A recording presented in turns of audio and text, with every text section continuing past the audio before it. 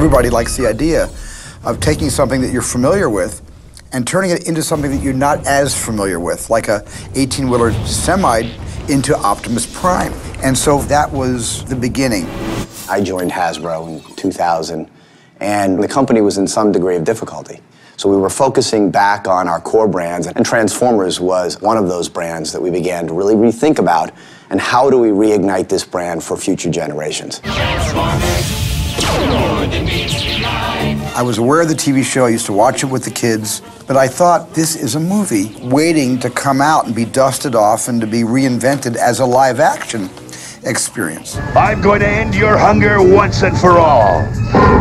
We were initially really resistant to the idea of doing it because it's something that we had cared about as kids, and that's always kind of it's on the one hand really exciting to take that challenge, and on the other hand you go like, I don't want to screw this up.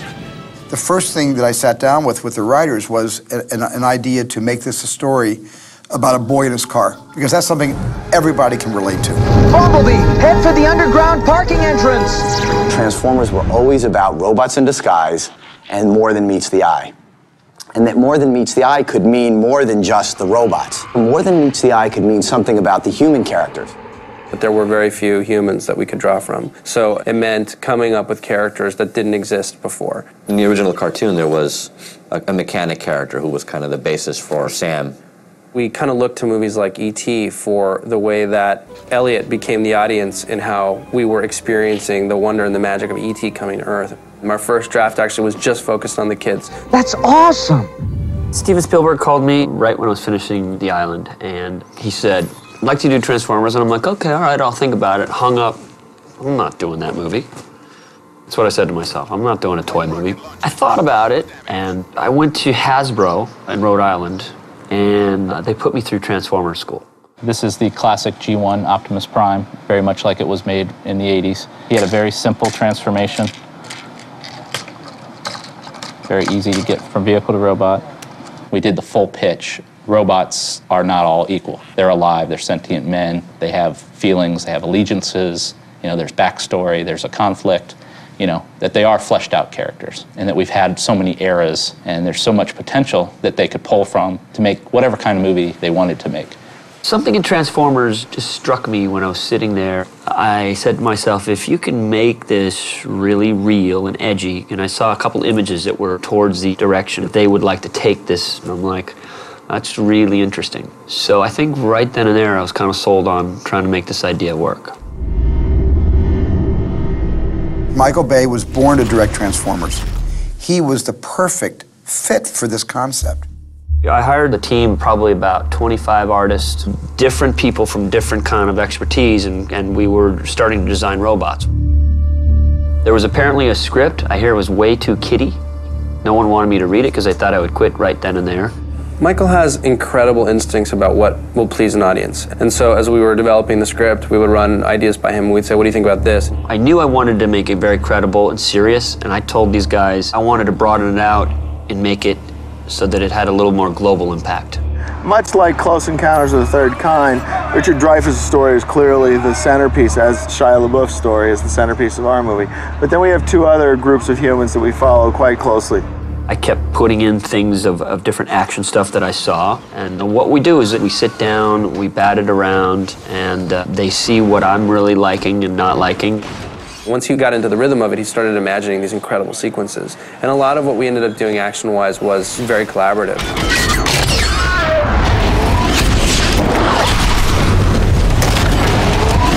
He is the sickest action director on the planet. That is something that he is. He's not Ilya Kazan, and Mike will tell you that.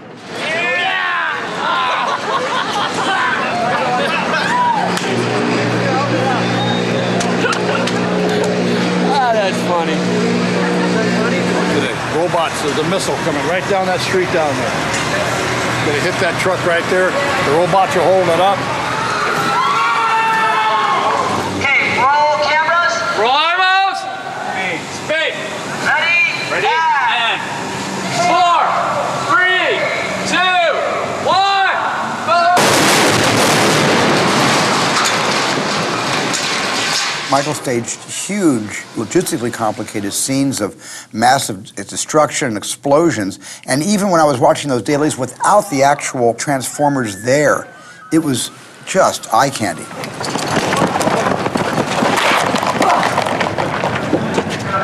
In this movie, Michael is the star, and Michael is so much fun. We line everything up with the football. Ready, and hike! 3, 2, 1, bam! Does that work? Thank you very much. You got the timing? That's perfect.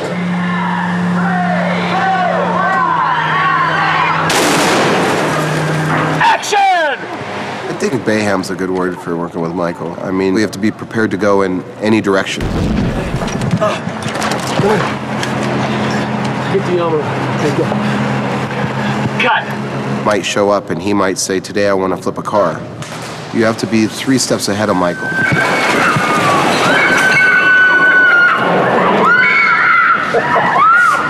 Smells good. You hear on the walking when I'm walking in, Bay's coming in, he's coming in hot, he's coming in hot. Here we go. Ready? You know, it's all wired because I'm ready to go. When I come into the set, I want to start shooting. Come on cameras, let's go.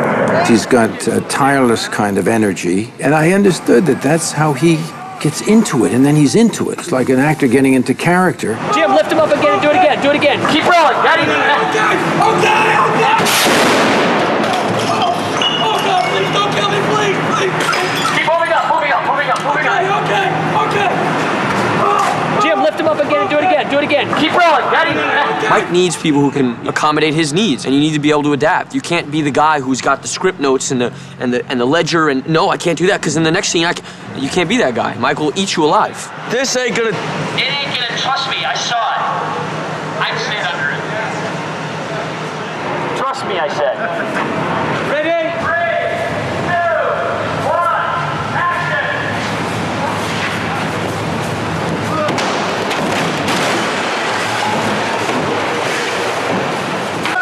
What he is he's very honest, he's very blunt, he's very direct, he's very opinionated. Give me a shot, Dave. And he has an amazing visual sense of film. Yeah! He likes to use the megaphone once in a while. Ready and rolling cameras. 3, 2, 1. Stay there, behind the pillar. No, you're going wrong way. The other way, other way. God, he doesn't pay attention to what we're shooting. The thing about it is it's never personal. Oh. What are you gonna do now? What are you do? Throw him in? Yeah, buddy. Really? Here, Randy. What? Worked with a crew, many of the same people for 10, 15 years. And so they know my style, they know my pace. Hey, Mike! We're gonna get a fire.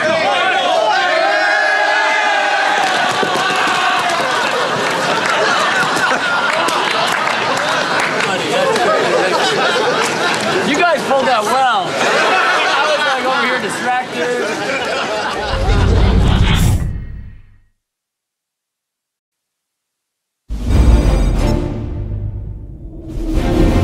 There's a lot of success attached to what Michael does, and there's a lot of careers that have prospered by being part of the films with him. So he attracts a lot of actors.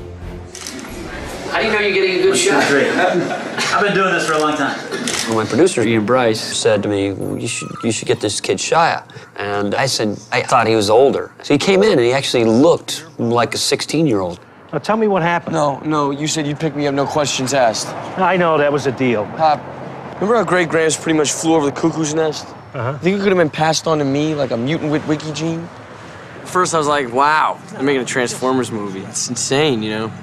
They're gonna mess that up completely. They're gonna screw that up so bad. But when I first sat down with Mike, it was never the discussion of, let's talk about the robots. The first thing he wanted to talk about was, how do we make this real? How do we make these characters come across as honest? Gentlemen, Bobby Bolivia, like the country, except without the Hershey squirts. How can I help you? My son here is looking to buy his first car. What I like about Shia is he's the everyday dude, but he's great at improv, and he's got a great comic wit. Nice bike. Nice, right? It fits me. Shia is one of the funniest people, just naturally.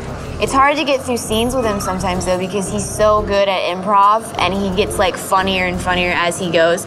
I just didn't recognize you. Yeah, well, I mean, that's understandable. You know, I just got back from fat camp. I lost like 80 pounds.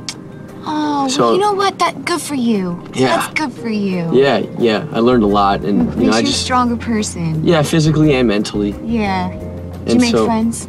But yeah, I mean, some of them died because you know diabetes is really chronic there. But I mean, like, there's 3 or 4 that I kept in contact with, and they're really good people.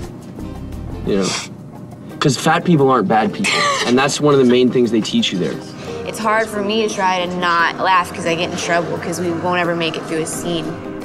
I just put that light in. Most importantly, I think he can keep up with Bay. Bay is constantly evolving the characters, is constantly throwing something different at you. My first scene actually was with the dogs. It was like, welcome to Michael Bay's set. Release the hounds. You need to stay hidden until I tell you, okay? Yes, yes.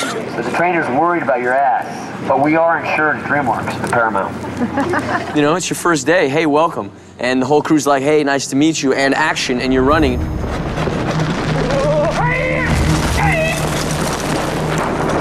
The dogs started getting smart after a while, and instead of stopping at camera, the dogs kept chasing Shia.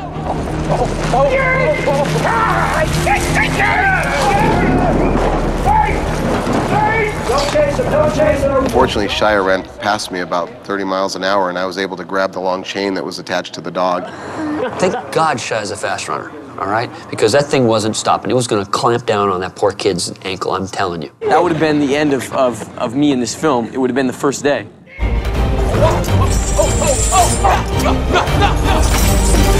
Bay talked about how hot Michaela was going to be. We talked about finding literally the most gorgeous 18-year-old there is out there, which I think we did. I think we did. I think we did. Now and action. Oh, God, if Trent could just see me right now. Yeah. Wait, what? You just say if Trent could see me right now? Yeah, if Trent could see me right now. This is crazy. We interviewed a lot of different young women for this, and Megan, I don't know, I just liked her look. I liked that no one really knew about her. I think Shia helped her out. I think that energy between them, I think it kind of works. Hope I didn't get you stranded or anything like that. That's fine. So I was wondering if I could ride you home. I mean, listen, I was headed this way. Figured, you know, I'd ask you if you want to ride or not. You know, I'm just putting it out there. Yeah, don't say it's fine, just kind of a nod. The only thing Mike asked me when I was reading with him and auditioning, he just asked me if I could run. He's like, can you run? I was like, well, yeah, I think so. And the other thing he asked me, he goes, do you have a nice stomach? And I said, well, in my opinion, yes, I do. So I figured, all right, I'm going to be running, hopefully not naked, but I'll be running in a belly shirt, maybe. Megan did good with all the running and jumping and cars skidding and everything else going on. I think Megan really hung in there. Drop. Just from filming, I've put on like almost 10 pounds of muscle. Hey guys, give me a 30 pad right here. 30 pad coming in.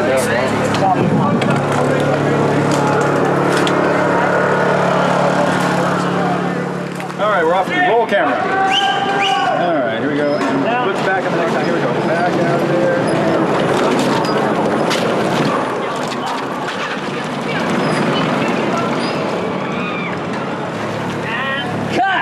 That's good. That's good. Let's go to lunch. My wife on? Yes, Captain.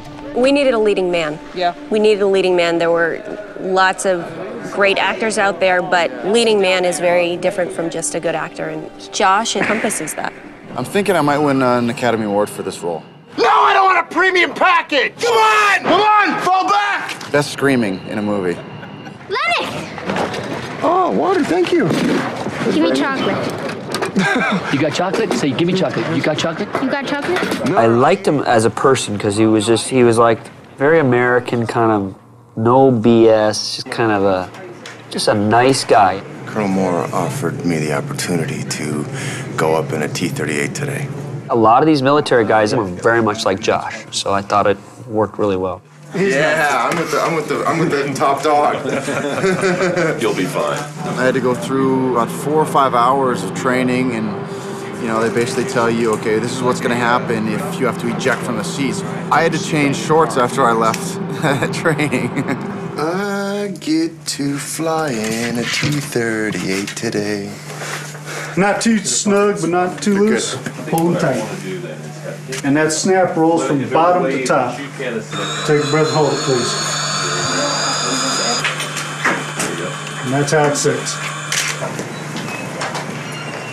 I am happy if I get a chance to show what we in the Air Force can do and what great airmen we have.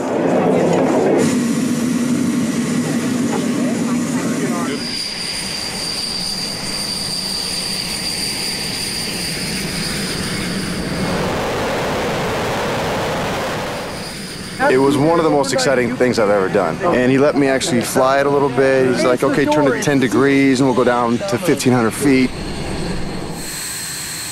I didn't throw up once. Starnisha, Tanisha, and Keisha. They're laughing at my daughter's name? Yeah. Damn, get me home. All right, cut. All right. All right, good. Tyrese, he paid me to be in this picture, so I took his money. Commonly, when you start movies, and I make a mistake too, that it just takes too long. Michael Bay keeps everybody on edge so we can all stay sharp and on top of our game, because he's on top of his game. And, you know, if you don't step up, you get left by the wayside. Ready? Action! Hello, do you hear me? You hear me now? Hello, hello, hello, hello, hello, hello.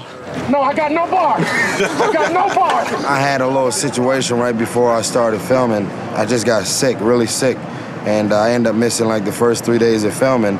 So to get back on the set after all of the warnings and precautions my doctor hit me with, and to be in Alamogordo was just crazy. 120-some degrees, white sand bouncing, the sun, bam, can't even look at the sand because it was so bright. Just hot, hot for no damn reason at all.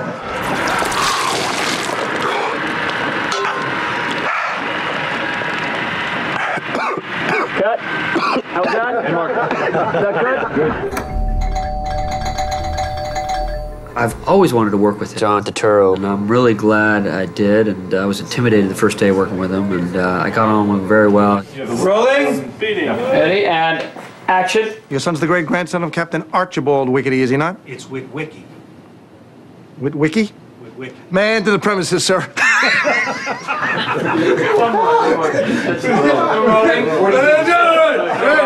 Don't laugh. I've definitely been enjoying myself, so I feel like I've been able to be a little creative and imaginative. Sometimes you don't get a chance in a really big film. Hey! Get that thing to stop, huh? Looking at us, looking at us. Get that thing to stop! I love working with Turturro. He's a funny guy, and he does phenomenal impressions of people in the business, and he knows everyone. He does a Scorsese imitation that'll just bring the house down. Every film he ever made is flashing through my mind. It's a challenge, the hustle, this. So my mind is Paul Newman, because how am I going to direct him? She did it! She did it! She's the one you want! She's the criminal! Okay, look, I'll wear a wire, I'll turn state's evidence, I'll do whatever you need me to do. Okay? No, look, I'm not going to jail for you, or for anybody. Michael will come in and tell us what he likes and what he wants conveyed in that, and let's just try to have some fun with it. Come on, focus, Glenn. So the thing's gonna whiz by, ready, and zing! Whoa! What was that? Oh, I got a family history of heart trouble. He gives us the freedom, and we have fun, and Steven Spielberg was on set and said that he had been watching dailies. Hello. How are you? I watch dailies and I get my script and said, that's not Who wrote that? I did, Steven. You know, I didn't even charge you for it. I'm gonna charge you on the next one, though. I'm Sam Witwicky. Maggie, hey. Did you say Witwicky? Yeah. Both girls needed to be drop-dead gorgeous. And there's gorgeous with the right persona, too.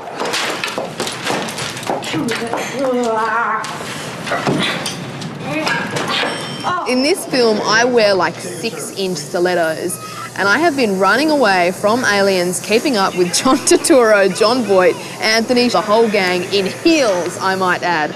I challenge Michael Bay to direct for 1 hour in those things. Point it away from her just a little. Rotate the gun. Rotate the gun. There you go. Just like, not too far. Yeah. Okay, ready? I'm kind of a pacifist, you know, like I don't really like the whole action movie gun thing, kind of very anti-weapon. But God, it was fun. I'm a signals analyst. Then send a signal then.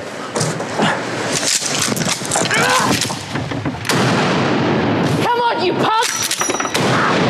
Love John Voight because he's a great actor and he's a great guy to hang around with, and he's just a passionate guy. I like working with passionate people. Okay, so I'm going to do this here. Yeah, I'm going to come in here, and then I'm going to come in here, then I'll jump into here. Sure, I'm a little old to be playing this kind of game with the kids, but I love the physicality.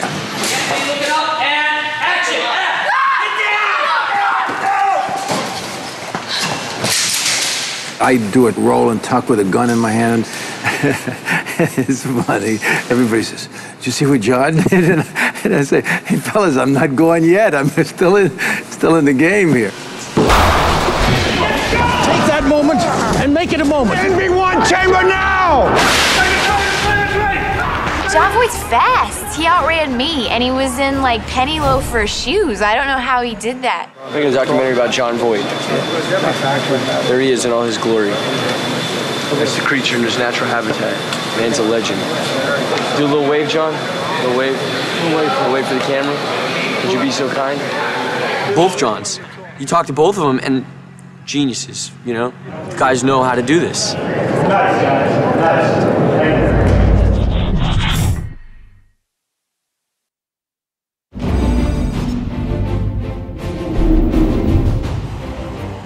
I've had a good relationship with the U.S. military for many years, and I was dead set on getting the military to cooperate.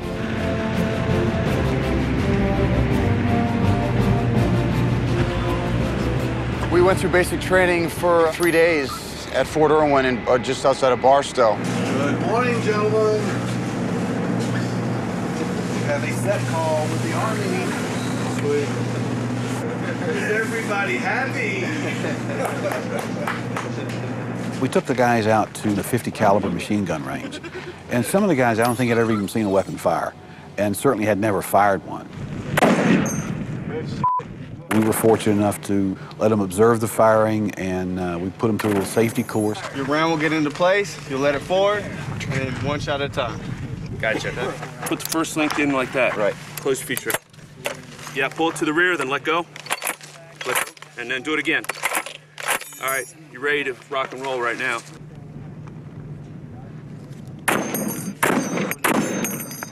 Good shot. Nice. All right. Nyuk, nyuk, nyuk. Vietnam, Carlos Hathcock once made a kill from just under 2 miles away with one of these. He had a scope mounted on top of it. He's a Marine Corps sniper. Just under 2 miles, he made a shot. 2 miles away. This thing has a maximum, the bullet will travel a maximum effective range of about 7,200 yards. They used to shoot down airplanes with these in World War II. Check this out. This is my first one. 2, 3, 4, and then 5. All right. I got better. Of course, they were fed in the field. They got to eat the MREs, and they got real food too, but they got a little taste of what the military is all about. For me. MRE is a meal ready to eat. The entree is the main meal. I can't tell which one's the main meal. Probably the one in the cardboard okay. box. Okay. We're cooking, and this is the MREs, which are surprisingly hot. What the colonel explained to me is that it's basically like Drano, but you don't eat the Drano. And then if you get the opportunity to ever do this, it smells like garlic farts. The chemical reaction smells like garlic farts, and at first, when I walked over there, I thought it was Tyrese. So I'm really glad it's not, because we're going to be working together for a long time. All right. I'll trade you my my jalapeno cheese for your crackers and jelly. Now that's a good deal. I'll take that deal. Look at this. Chicken cavatelli. Just like spago. What we call PPE. PPE is personal protective equipment. This right here is called IBA, the individual body armor. This is the standard weapons that we use right here. It's called the standard M4. What we're going to be going over is the formation you use before you enter a room. can you play any Rolling Stones? Paint It Black? We went to a mock Iraqi village. A unit was getting ready to deploy to Iraq, and we spent the afternoon with them and seeing what they do to prepare. So they're teaching us how to stack and go into a room and clear the whole room. Probably get into some of this. You know, that's what sexy. You're looking out this way, you're looking out this way. Until they start to move, since you're the last man in the stack, turn around. All right? Contact. I'm gonna meet them, all right? That way everybody knows they're all touched up. Here. All right? Hold on. Everything slow, all right? When you're coming in, just like this, right? You're trying to jump. Did I do this? Yeah, you did it. You did a little hop. Didn't I? You did a little hop. All right, you come in, you clear. You did a little hop. Does that feel more smooth for you guys? Yeah, it does. All right. I mean, because that felt sexy. Bullets travel down the wall 6 to 8 inches. All right. If a bullet hits right here and it's traveling down the wall, due to the spiral of the round, it will travel down that wall 6 to 8 inches. So you want to keep your ass off the wall 6 to 8 inches. All right. Motherfucker! I wish you would! Try me! All right. You scan the windows here. You scan the door. Windows, door, windows, door. Scan, scan. Freeze! Nobody move! Status! 1 up, 2 up, 3 up, 4 up! All clear! We worked our ass off, and sometimes between breaks we would go, well, where's Tyrese? He was in the van, air conditioning. Hurry up! Everybody is leaving you! People are dying! You are killing them! You really walked away with the respect for the amount of preparation that goes into, you know, being a soldier in the military. Over here. Great. Awesome. Today is going to be all about an insertion into this village, okay? I get involved in the training phase of the actors and making sure those guys at least are comfortable looking. Move! Saw Gunner, you are no good to us back here. You must be up front. We wound up recruiting a bunch of active duty SEALs, so they're current in their tactical capabilities. I see my weapons up here in front of my face. That's what we call the bubble, okay? I got control of my weapon. I can see my magazine well, okay? Yep. My weapon up here like this. I can still track my targets, whatever. Right. It also acts as a bit of a shield, too, no? Shut up, dude. Michael really wants to bring as much military realism into the movie as possible. A big part of that is to use military people to play military people. Whatever. Yeah, okay, so the same sort of thing we'll do is I'll wait a couple minutes. Okay, so we're standing up Spooky 1. Come back across and say Spooky 1, confirm hostile, target destroyed. Yeah. The entire crew got speaking roles. Michael liked them and wanted to change the scene on the spot. We approved it, and they got speaking roles out of it. Okay, let's send the A-10s, danger close situation, and make sure there's friendlies in the area within 1 kilometer.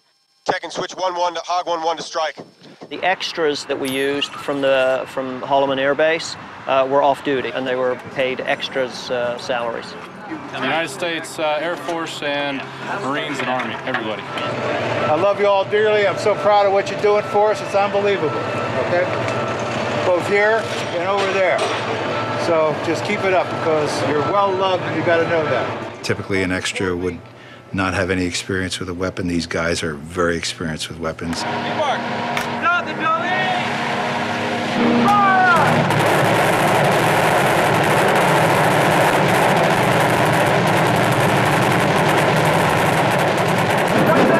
Cut that! I think I'm going to open you up more. Just go to your right. Go to your right over there. Probably had like 200 military and about 50 stunt people running and scattering, firing, and being chased by tumbling vehicles that were on cables. Ultimately, 0 is our key sweet spot.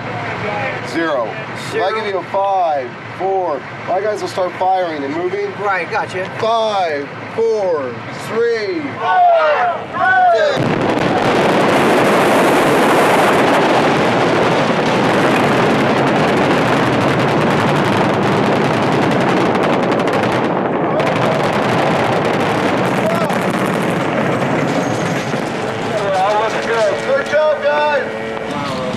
Even though it wasn't a real explosion, it certainly created the effect. And trust me, as a professional who knows all about blowing things up for real, we appreciate anything like this. I like shooting stuff real on set. It seems to be a dying art. We put actors in situations where we know it's so safe, but it looks very dangerous.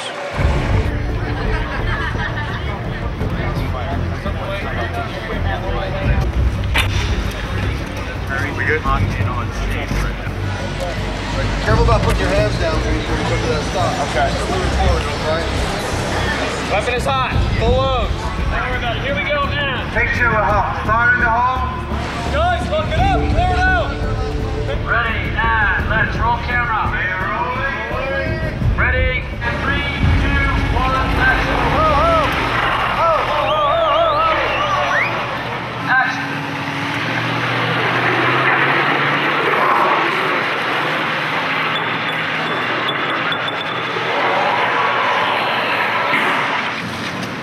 Yeah, I want to get your face a little bit more like coming in.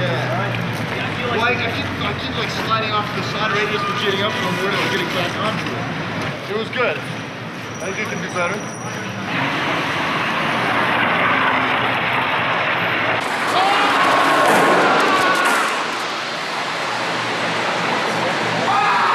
We try to put the audience inside the action. And the closer we get to it, and the more movies we've done together, the more that we capture that for the audience.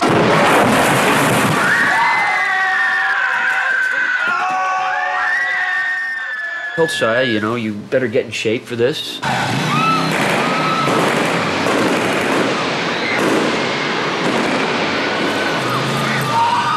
I was at 130 when I got the role, and it wasn't like I pulled a Christian Bale and completely transformed, but I put on 25 pounds of muscle and then slimmed down throughout the filming. So it's not reassuring that they put bulletproof safety on the camera. And you're gonna be right in front of you. And right there also, you see? They make sure they protect the cameras, but actors, expendable. We had this scene where he's facing off against Megatron. Is it fear or courage that compels you, Fleshling? The producer, Ian Bryce, he knows how I like physical stuff, and he says, so we're gonna do that blue screen, right? I said, no, we're doing that real. He's, really? Really? I said, yeah, we're gonna put him out there. They can build Optimus Prime. It's all good, bro. They can blow up the Pentagon. They can't find a way to keep Shia off the ledge. Right, Michael Bay? All right, ready? Yeah, well, just relocate. I gotta tell you, it's scary going out there, because you literally have no safety net, and you just have these silly wires hanging on your hip. And mind you, I would never do this myself, ever, okay? Oh, you're locked in. You can't fall. See that? You're bolted to a steel I-beam with another pole. What I could is I could fall and scrape off the side, and then they'd have to pull me up. That could happen. I'm not going to die, obviously, but I could scrape. You know, this is fear factor. That's all it is. It's fear factor. That's fear factor. It's like this is like People don't die on Fear Factor. It's another episode of Fear Factor. They do more hairier stuff with Fear Factor than this. You're right. All right, let's do it. Oh, mother! Got it? Kenny, bring him around this way, too. Come way out, towards the other way. Towards us. Get the crane. Ready, roll camera. Ready, and action shot. Wide movements. You're never gonna get it! You're never gonna get this Osborne, you know that! I'm never gonna give you the old spark! I feel like a fruitcake saying that, Mike. It's a line. Now you can see the robot in the side. Get the robot in the background. Oh, whoa. No. Okay. Mike! Yeah? Are these just close-ups? No, they're wide. We see your face. We see your face, and we're showing that it's you, and we're showing that it's not a platform. Because if it's just close-ups, we can do that anywhere. That's lame. Whoa. No. Okay. Oh! I'm done, Mike. My voice is gone.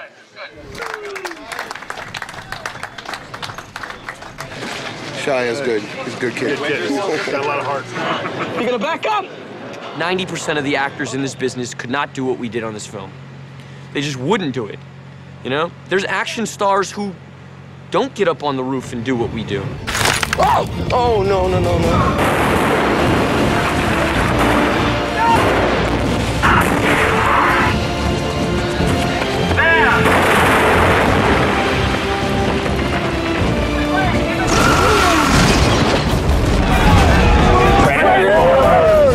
Fight giant robots.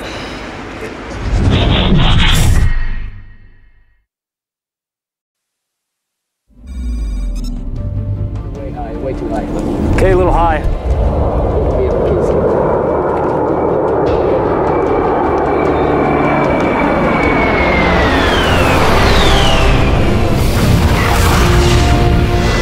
out! Deep breath of this toxic smoke, I'll be right there. The location department on this movie has really excelled. I'm gonna say and fire, okay guys? You can hear me, right? It required pretty extraordinary sized things, whether it's white sands. Fire! Orange smoke! Or the Hoover Dam. We're gonna shoot something quick, and we're gonna go to lunch, and then we are going to go downstairs. Or downtown LA. When we finally saw what a 32-foot robot looked against a 2-story house, suddenly you realize you've got to find places that are enormous to make these things feel part of the environment.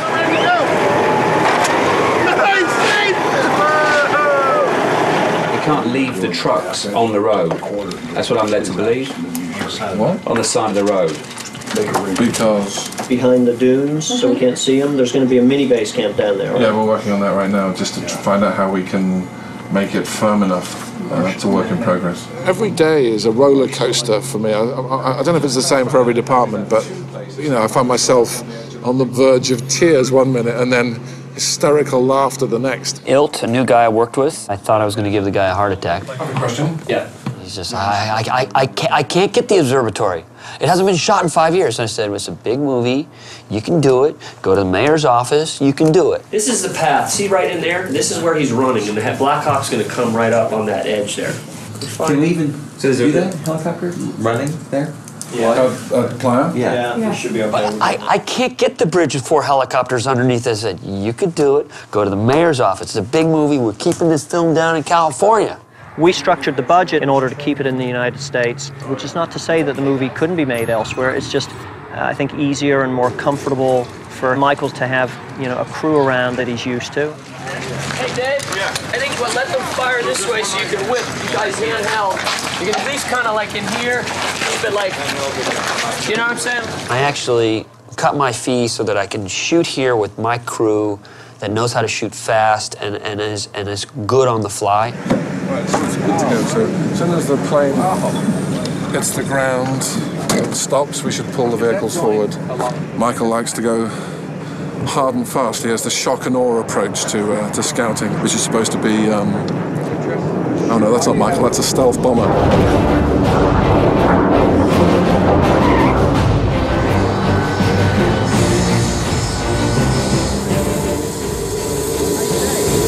Morning, Michael. Jack. Holloman Air Force Base is an extremely secure base with a great deal of secret goings-on. Yeah. I mean, this morning, you know, we had a guy with an M16 protecting the AWACS because even though they know that they're here for us, they're still very protective of their aircraft. Almost 3 to 1, okay? If the American military is called on, they will fight enemies abroad or even alien robots, if need be. You don't want scrub brush by it, you know, tumbleweed, whatever, okay? I can show you how to get some better shots. What's that little Driving into the center of White Sands, which is 300 miles. It's not literally sand, it's a crystal. To see that for miles and miles, there's no other place like that on Earth. White Sands missile range was created for the atomic missile tests in the 40s, and we had to make sure that there was no chance of somebody literally stepping on a landmine. So we had to engage the services of an unexploded ordnance company to mine sweep to a depth of 4 feet so that we could build our Bedouin village and then, ironically, blow it up.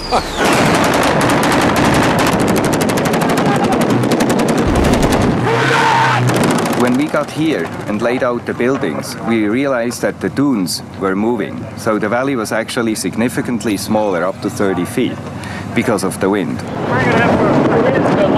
Very hot. We had days 115, 118 degrees.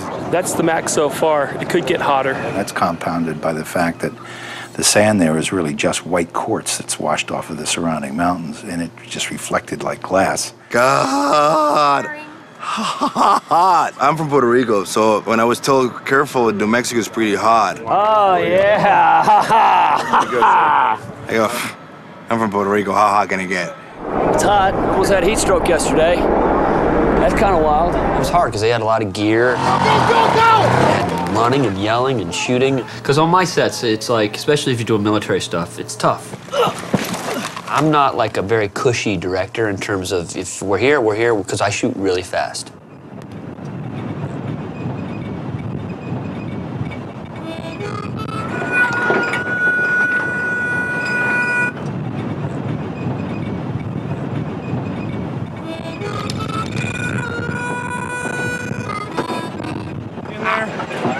Men did huge work here, bigger than anything I ever seen Hollywood ever do or ever will. Look at these cranes up here. We're heading from the top of Hoover Dam down into the turbine area, where it's very, very cool.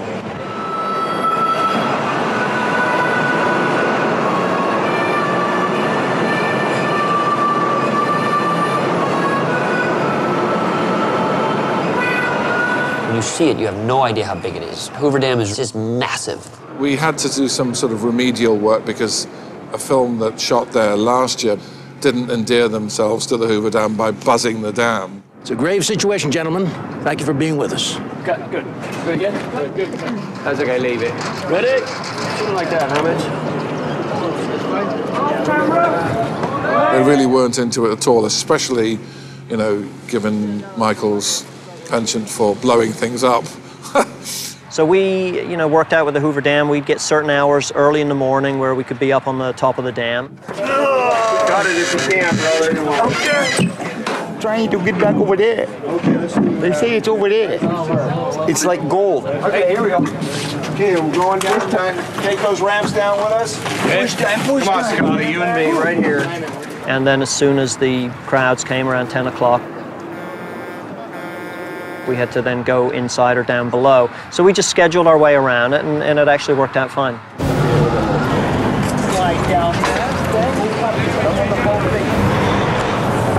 Both of you guys go on this side. 20. Where's Johnny's tail? You're not puking, are you? The scale of the Hoover Dam was a tall order.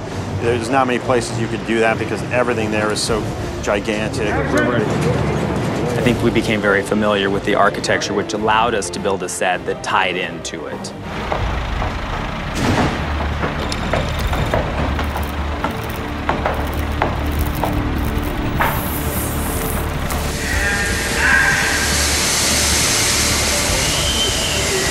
What is this? When I looked at this Megatron hangar, this illustration, I'm like, that's the vibe of the movie right there. And it's amazing how one or two illustrations can just set the vibe.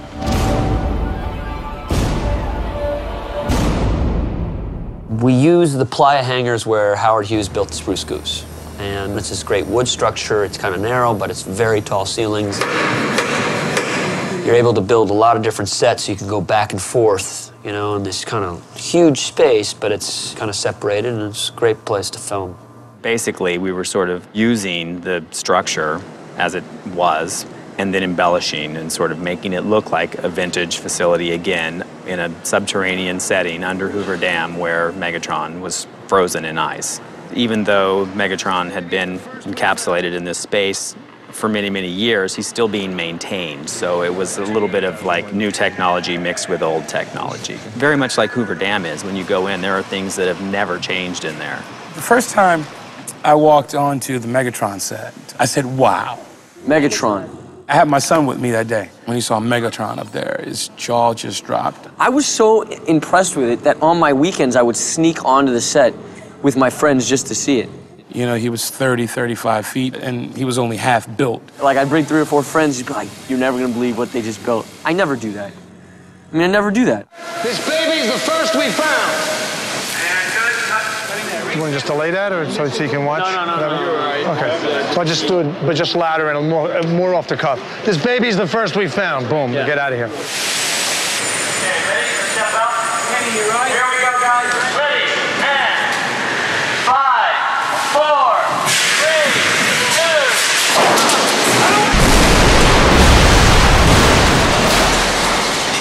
2. The day that I saw that set, I suddenly went, oh Lord, this film is going to be everywhere. That was the first day that it dawned on me that I was shooting a really big American film. I had to shoot in Los Angeles. Now, Los Angeles, they'd give us 4 blocks one Saturday, they'd give us 3 blocks this Sunday, they'd give us those other 4 next a weekend from there, and then we shot at Universal Backlot, and then I shot in Detroit, and I had to all make it feel like it's one place. So you had to keep the scene in your head. I mean, you just had to wrap your head around it.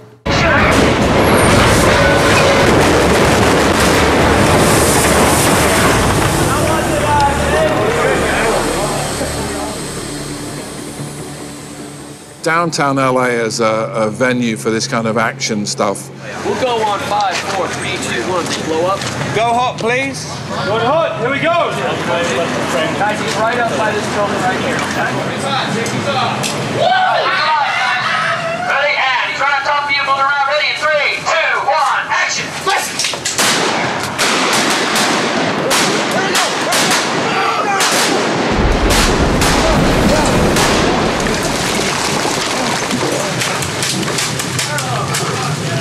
Piece of crap. Ready? And roll cameras.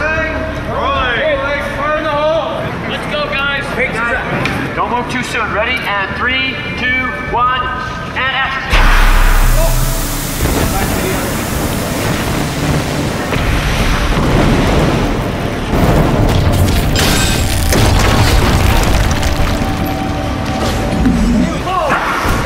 Not yet.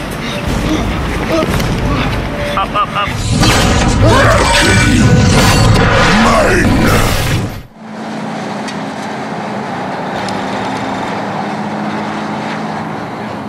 Hey, can you take that light right down there and light that Fortis thing up there? The toughest bit was flying the helicopters under the bridges.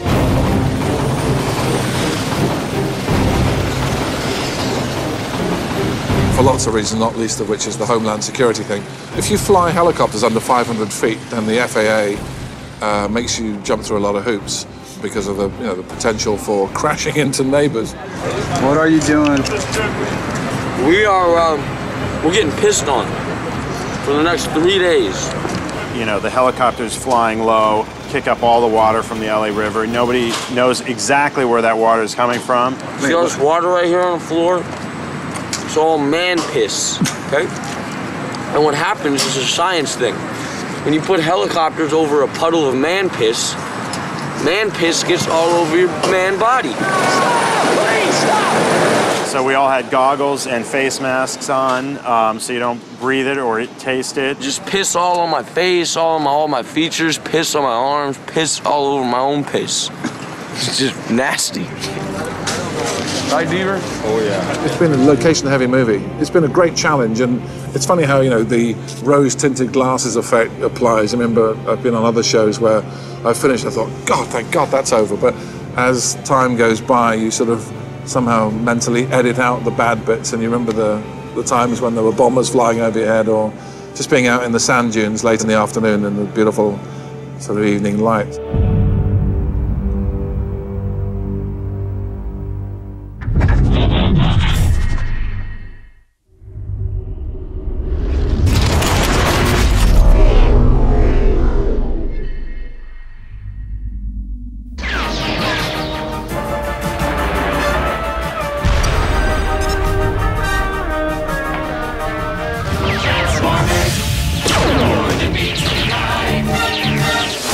Well, the appeal of this movie, goes back to my children's childhoods, because they would ask for these things on their birthdays, and I would get them Transformer toys, and then we would play on the floor. And I remember my own experience with Transformer toys, how much fun it was for me, and so this was a shared experience. Transformers really gets its start in Japan with Takara, and it was a series of robot toys that transformed, and that's all they really were. A couple of Hasbro executives went to Japan and saw this great idea and thought that there was something there and decided that this would be a really cool concept if we could wrap a story around it. In Japan, there was no good guy, bad guy. They didn't have home planet. They didn't have personalities or stories.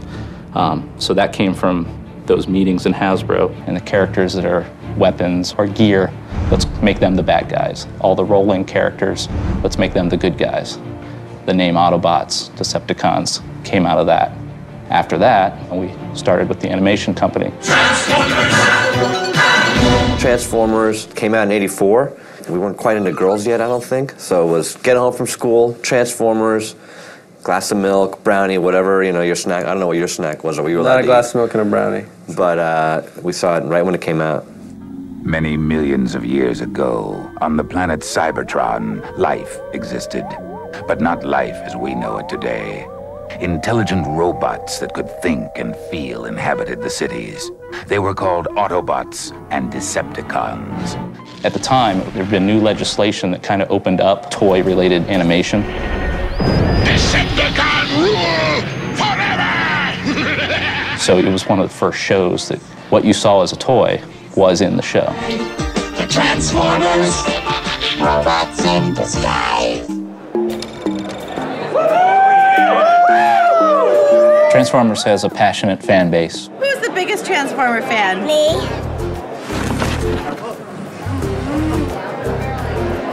Transformers! More than meets the eye. A lot of people remember Transformers from the 80s, which is when it was in its heyday, but it's actually been around ever since. And since 1984, Transformers has generated over $3 billion in retail sales, and that's, you know, one of the top franchises in history. I have more than 1,000 Transformers at my house, fan since I was a kid. I think it's just the mythos. I think that's what really got me into it after I was a kid watching the cartoon. Strong characters and just a very cool toy line to support it. I'm a pretty big fan. I got my first toy when I was 2 years old, the first Transformer toy. I still have it. About 75% of all adult men had a major Transformers experience in their lives, and that's true almost the world over. So you've got this great group of people who all grew up with the brand are now working on the creation of Transformers the movie. If it meant something to you as a kid and you had an emotional response to it, that's valuable and that needs to be heard, period. So we kind of come at it from that place. I was a fan. I mean, my childhood was Yogi Bear and the Transformers movie. It's over, Prime. Was I die hard, like G1 all the way and da like these people on Ain't It Cool News? No. Do I have a Transformers tattoo on my body somewhere? Probably not. Was I a fan? Extremely. I did a lot of research and a lot of studying on it in the past year and a half. So that would make me definitely a Transformer head geek somehow. From the very beginning, we knew we had fans following this. From the first time that a piece of art got out to the fact that Michael Bay's computer was hacked and the script got up online. So I must say, so in fear of one of you guys stealing my computer to find out the real robot names, I decided that it'd be better to tell you this week or next week the true names, okay? Because I like my computer's got a lot of other secret on it as well. You could keep nothing secret on this movie. And the design started getting out on the internet. And people were saying, oh, Michael Bay, you wrecked my childhood. Damn you, Michael Bay. Like most Transformers fans, when I first saw the designs of the movie, I was like, what? They changed everything. It's completely different. What's going on here? I think a lot of fans hated me for it at first. After I read some of the posts that said they wanted to protest out of my office, they actually picked the wrong office because I moved. They didn't know my real address. So, and then the few little talkbacks where they said they want to hunt me down and kill me, I had a couple of those. But generally, I would take some of the constructive criticism of stuff they saw. I actually changed Megatron's face when they opposed to it that much. It was very important to get our teaser out there that was like more of a badass teaser to show that it's real. Not a cartoon. That teaser on Yahoo is the most downloaded teaser ever. That's crazy. So all of a sudden they see the headpiece. And they're like, oh, wow, uh-oh. Okay, that's starting to look really cool. You have to totally respect what's been created, and you can't, deviate. And I knew if I were to put these characters in the real world, they'd have to fit in the real world, and they have to be much more intricate. We had kind of come to terms with the fact that we kind of respectfully acknowledged what had come before, but, there's a lot of logic that I had a problem with.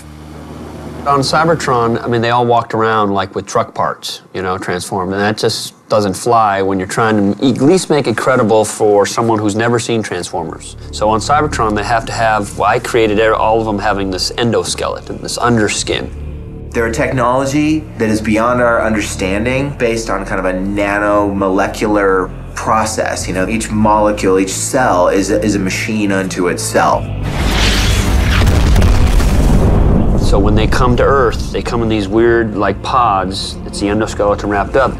They land, they unfurl. And the notion is that when they arrive here, in order to truly just to exist on this planet in disguise, that they have the capacity to basically find a vehicle and replicate that vehicle based on their mass. Alex and I decided we were going to try to avoid mass shifting, as we call it in the fandom. When Optimus Prime transforms from a truck into a robot, you want it to feel like it's the same size truck as going into that same size robot, and that there's no cheating going on. Hasbro helped us select some of the robots. And clearly we wanted that core cast of characters that people had known and loved. And that's why we kept talking about it as a G1-inspired story. G1 is a fan term for Generation 1. So when people think back fondly on the 80s, nostalgia, Gen 1 is what comes to mind. The characters that we knew had to be in the movie, without a doubt, were on the Autobot side, Optimus, Bumblebee, Jazz, and Ironhide. And on the Decepticon side, it had to be Megatron, Starscream. And we knew we had to have someone kind of related to Soundwave. Frenzy's in there as kind of a representative of that. I actually wanted more robots than we had, but it just ultimately got too expensive.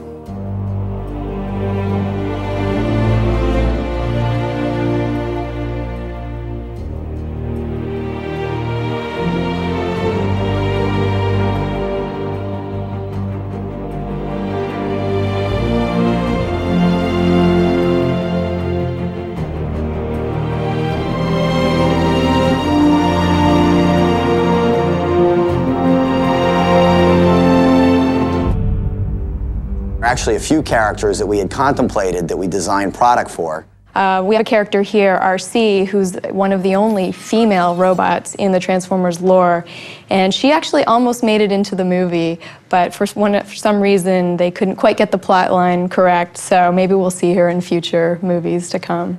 Hasbro wanted to see what we came up with. They kind of left us completely alone for a long time. They were really kind of, let me do my thing, and where I veered off, like with Optimus, we had to make the ears just a little bit bigger to get a little more of the samurai look.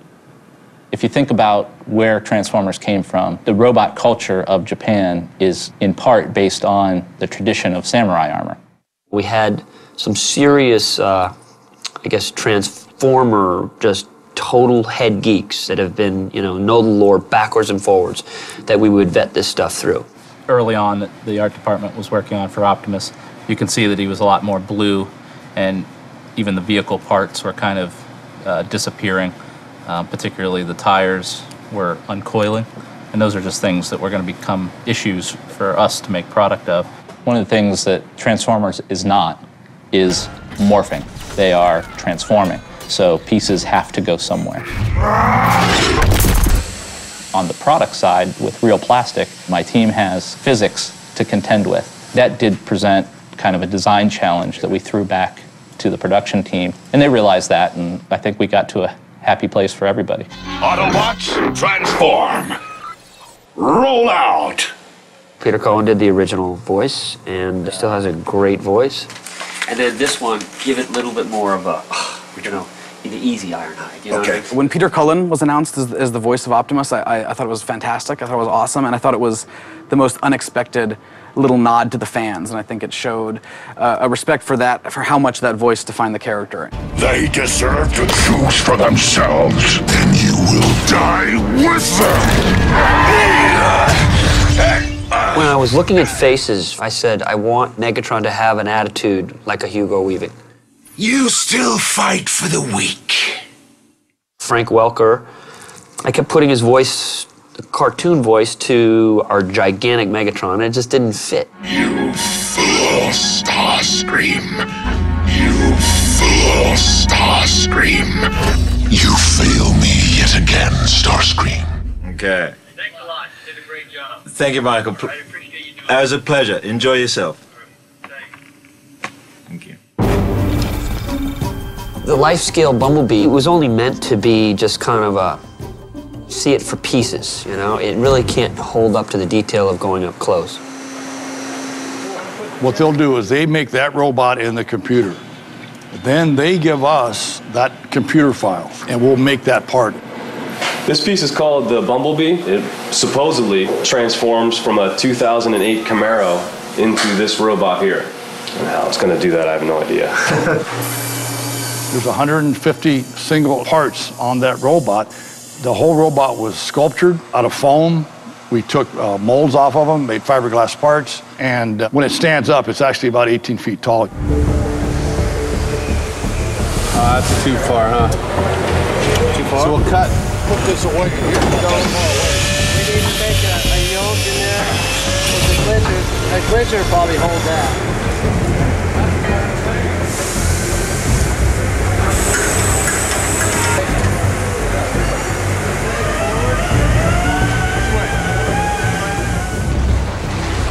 This thing cost $75,000 to paint.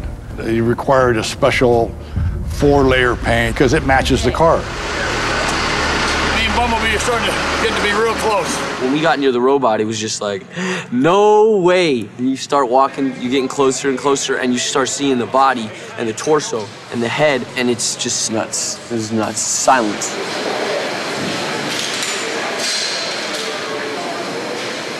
The robot can't move on camera, but we can position it in any position that Michael needs it. And so it's a really good guide for them.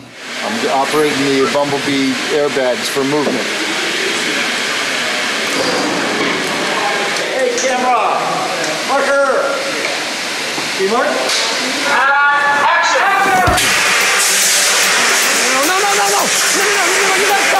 My favorite Transformer is Bumblebee. It's always been Bumblebee. My favorite Transformer now, I think, is Starscream. Megatron is dead! The humans have taken it. I think Ironhide is probably my favorite. Stand back. You feeling lucky? I like Optimus Prime.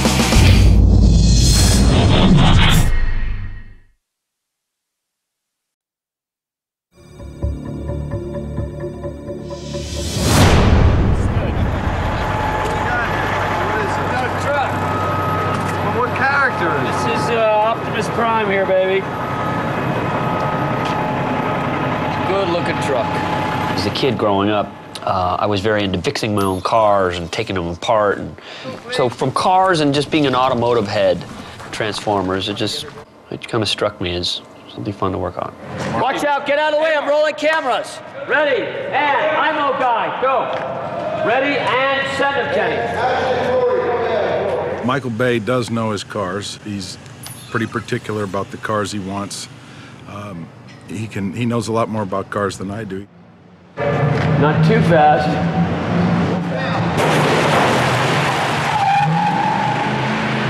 We started last September, October, having meetings with Michael, trying to figure out what the Autobots would be, what vehicles we would use. And we downloaded every picture of every car that was available. We started kind of addressing the major car companies. Listen, when you're making a movie for $145 million, which sounds like a lot of money, it was tough to fit this movie in that box. And you couldn't afford to do this movie without a sponsorship, and nobody could come up with what GM has. For us, it is about, the sexiness of their cars. I went to GM and I got into their Skunk Works there. It's a place, I can't tell you where it is, but that's where they make their stealthy concept cars. But I saw this car. They didn't know what kind of car it was going to be, but now it's the Camaro. And what I liked about it, it kind of had a retro look. It was a muscle car, and I just, right then and there, I knew it was Bumblebee. Bumblebee was, in the 80s, a Volkswagen Bug. and his role has always been kind of the younger of the Autobots. We knew that he was originally a Volkswagen and a Beetle, but it was not really an option for Michael because it wasn't badass enough. I just was never going to use the Volkswagen Bug for Bumblebee. It just wasn't going to be in my cars. It just reminded me of Herbie the Love Bug. But we do make nod to it in the movie because if you notice on the parking lot, the Camaro's actually parked next to a Bug. This is a classic engine right here. I sold a car the other day. Oh my God. Gee.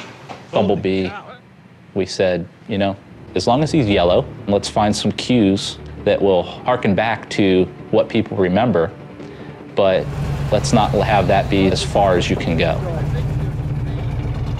I think the Camaro, the old Camaro, is really cool, and you know, it's a nice beater car. The quintessential Camaro is a '69. You know, everybody's been a million of them hot rodded, and so I kind of wanted to find that, you know, like the cheesiest version of the Camaro that'd be perfect for this kid's first car. If he didn't have any money, he would never go out and be able to afford a '69. This is a Camaro, 1977 Camaro. Nobody wanted them, nobody needs them, they're hard to find. This one was pulled out of Palmdale, the other two were pulled out of Oklahoma. We're gonna redo them, repaint them, new engines, everything redone so that Kenny Bates can drive the heck out of them for his stunts. So this was kind of like, you know, the perfect dichotomy for the new Camaro when he rescans. Why does he transform back into this piece of crap Camaro?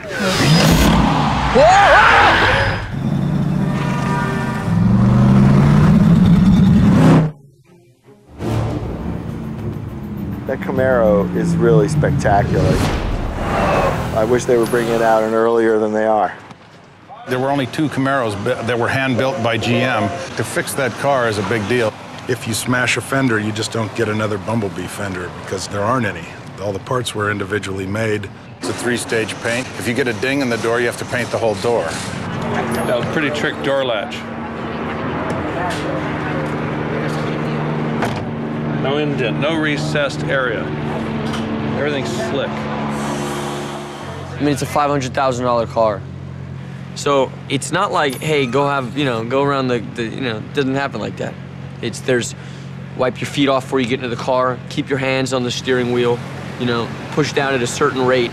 You want me to go faster? I'm just nervous about the car. I can go faster if you want. Just I'm having to keep my... Don't go faster, just go a little more, just center. You are not a stunt driver, okay? This is where we were parked, originally. I know, you can say everything you want. Michael, oh my goodness gracious! Let's go, come on. All right, right here in the center. If I crash into a wall, it's not my fault, you know, because I'm an actor. But it should be like this, the transformation. 1, 2, 3. Okay, hey guys, Max, Jake, you're transforming on 3. I'm gonna go 1, 2, 3, okay? Ready?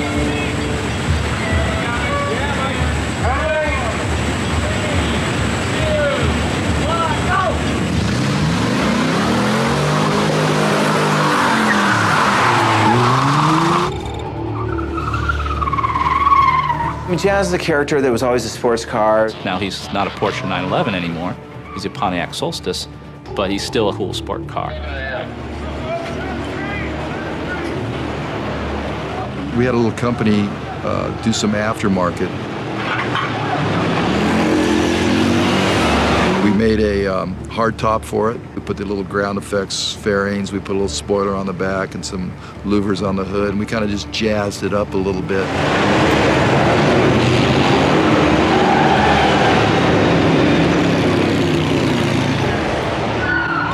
Ratchet in the 80s was an ambulance, but it was more of a van shape ambulance. It was more of a Japanese version of what an ambulance is.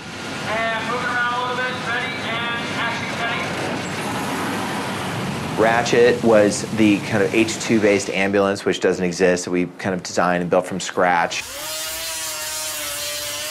We started with a stock GM H2 Hummer, and which we gutted and took all of the existing components from the rear apart, and then we're building the cages that will be sheeted to look as the search and rescue vehicle should.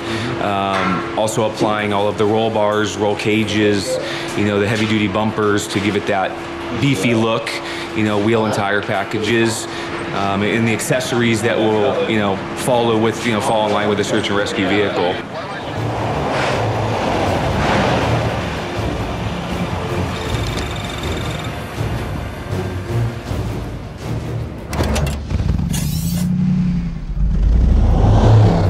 Ironhide was this big, 4500 series GMC.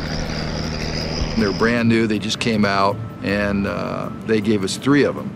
We got them from the factory black. I made that tailgate that had the Autobot logo embossed into it, added the stacks and all the running board, and modified the bumpers and stuff. I mean, that truck, unless you're standing next to it, you have no idea. It's like so big, it's crazy. It's like the biggest thing you ever saw.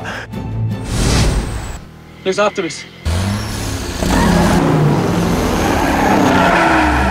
I saw a picture of a truck, and it was lowered, and it was blue, and it had flames on it. And I'm like, that's Optimus Prime.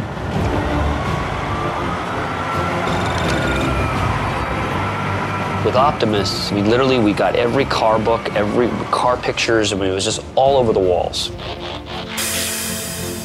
We looked at the cartoon.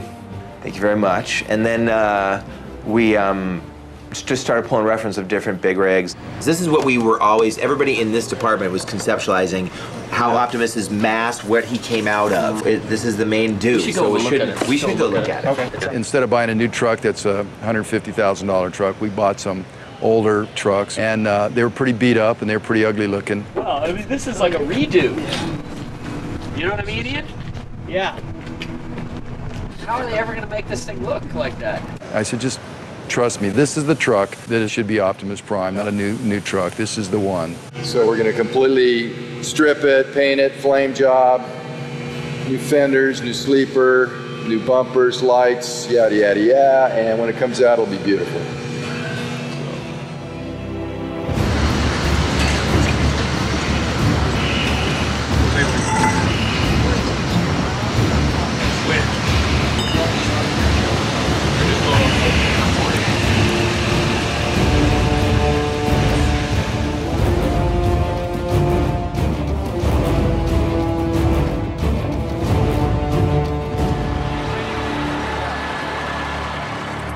There's been some debate about some of the changes that were made. The flames on the side of the car and the fact that it's a long nose instead of a flat nose truck. I like the flames. And what the flames did when he was transformed, it kind of looked like ribs, and it just, to me, it looked cool. One of the things I've learned is red doesn't photograph well for the feature films. The light being what it is, and it's a nightmare. Michael Bay was nice enough to explain that to me. So we made this compromise where we wanted a red chest, and we did that by the flames, so that we could still retain the essence of Optimus being a red truck while, still making it easy to shoot. Just a much more aggressive looking truck. It's like more dual, more homage to Steven. Looks better on a wide angle when it extends back, It's just a much more badass looking thing than a flat fronted, trash truck. And again, it goes back to that thing of when you actually see it and you see what's required of the transformations and the level of detail, we weren't going to be able to have as exciting a transformation with the flat nose. Okay, guys, come on, let's stop admiring the truck. Let's shoot, shall we? This is a truck that we sold on eBay as soon as I'm done with it. Let's set up for this, please. Back to ones, Joey. This movie, I had more cooperation from GM than any movie I've ever made. They promised us they'd give us the flood damaged cars, the non-saleable cars, the cars that Michael Bay needs to wreck every day on a daily basis for his food chain.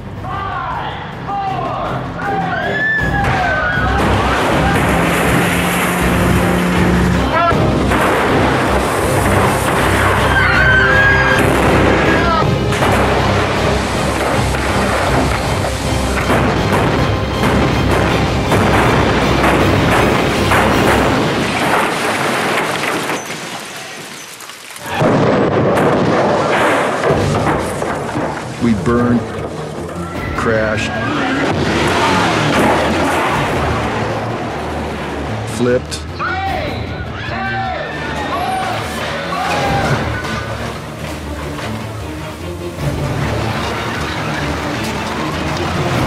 probably close to 200 cars. Yes, I'm gonna triangle this. We had like 30 or 40 cars sent to the shop and stripped the engines and transmissions out and put the pick points on them and the plates on them for us to flip and throw. And we do that all on the day, wherever X marks the spot. We have this catapult, and then we just run a cable out, hook it up to the car, and then we, with the use of high-pressure nitrogen, we can fire. It's the same way a plane is launched from an aircraft carrier. We do this exact same thing, only on a smaller scale. And it's all like portable. And we'll take that anywhere on the set Michael wants to go, and we'll launch cars. Screaming everywhere, screaming. Ready, on, roll camera. Ready, on, 3, 2, 1, action!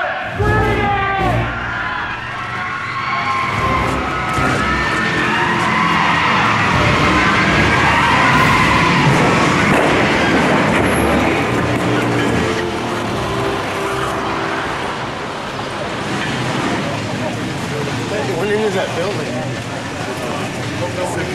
Get out of the building, folks! Don't go in the building! Right down there. Are you ready to go in there? Look up there, please. Fred. That's it. Keep the lock up. Thank you very much. Guys, walk away, please. Film crew. Thank you. No one does car chases better than Michael. I mean, they're incredible. Like they're at Mach 3, and you feel like you're right in the middle of them.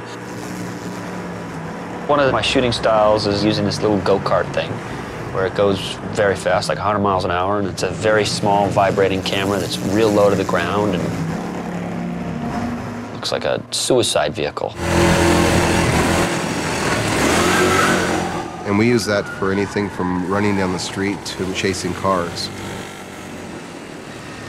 It's a very powerful tool for getting in and around and close to the action. We use it quite a bit.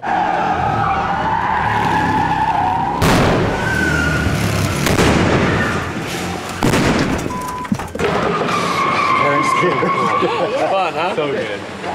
All right, let's not clip it now. Let's not clip the shutter. Thank you. Let me play that back again. It's pretty crazy being in the go-kart. I mean, because you're responding quick, and any mistake and you could be in a lot of trouble.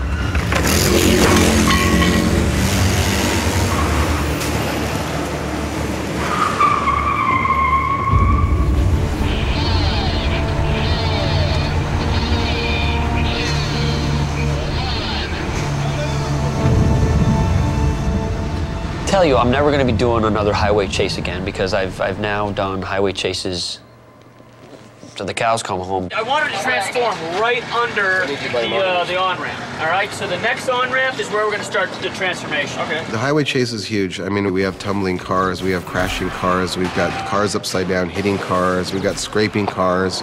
But this one will top most of the ones I've ever done because now you got robots transforming at 80 miles an hour on a freeway. And I don't know how you can top anything like that now. All right, let's go try one, shall we? Yeah. We try to put the audience inside the action. So they're actually eating cars, they're actually in the crash. Come on, let's go. Baybuster, follow me. Watch out, watch out. Yeah, guys. We use the Baybuster, that crazy triangle car that can actually take direct hits from cars. The Baybuster is a pickup truck with a cage on the outside of it, and they mount anywhere from 2 to 4 cameras on the front. And if we have flipping cars or cars being thrown off the top of car carriers, I mean, we normally drive the Baybuster right into it. It's great for the audience. That's part of that eat the action that the audience gets to see that's not CGI. It's like most directors would have chose when we ripped that bus, which is an extremely dangerous stunt, I mean, really dangerous. Most would have just done it either miniature or CG. And it just wouldn't look as good. I mean, the bus sequence is something that we've never done before, and I really had to push to get that to happen. That bus, we have 6 exploding bolts holding the cab together in the center of the bus, and then we have big cables underneath pulling it together, holding it together. We cut the cables and blow the bolts, and the actual bus cracks in half like an egg in two pieces. There's a stunt driver and drives the front away because it's going to drop down on another set of wheels so he can still control it. And then the back half has those same cannons in it that we're going to fire at 1100 PSI, 3 cannons, and the back half of the bus is going to flip away. Wow, it's going to be really cool. We're gonna pop the cable, which is the first cable pulling it. Then there's another cable wrapped around him, and it's gonna take about 3 seconds for that bus to pull like that, and then we blow the thing. Once we pop the cable, it's all automatic. Richard, you have the bomb in your hand? Yeah, I have a button on the floor, yes. Okay, so Richard... He wants to be there. Releasing the first cable when the bus comes out from under the bridge and gets into the sun. Come on, we're gonna make this an epic. Come on, guys, let's do this. Let's go. F this. Let's go. Come on. Copy that. Let's go. Come on, guys. Someone get in this charge vehicle and have it started, because we're moving in position right now. Move those cars forward, Kenny Bates. So we put Richard Epper in the bus, and I drove the Bay Bomber and chased it with 4 cameras on the front end. But no one really knew what the bus was going to do. All right, guys. Hey, Simon. Speak to me, because I'm going to go. Keep on a dead battery in here. Now everyone hears me. Now I'm ready to pull out. You go, Michael. Okay, guys, here we go. Good luck, everybody.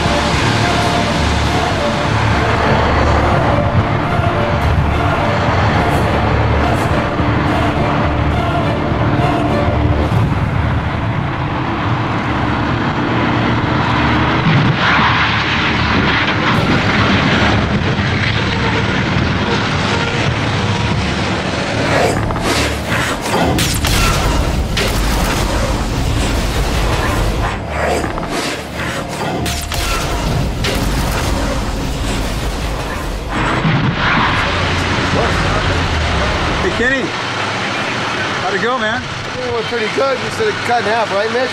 Yeah, no. Half the bus here and half of it's over there.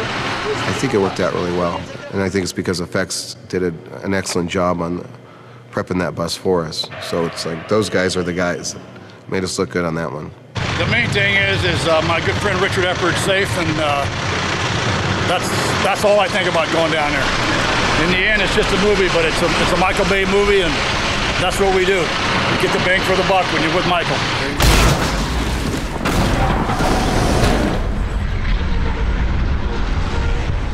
Yeah, actually, no one was hurt on this movie. I mean, we've had a really spotless track record for such a long time, and you know, knock on wood, because by the way, it's just a dangerous business. What we do, what they're doing, is dangerous.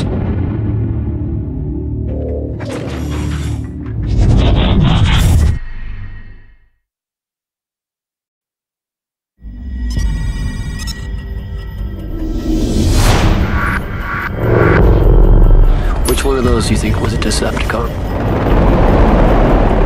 Maybe one, maybe none. Decepticons are actually very fun, because they're just wicked.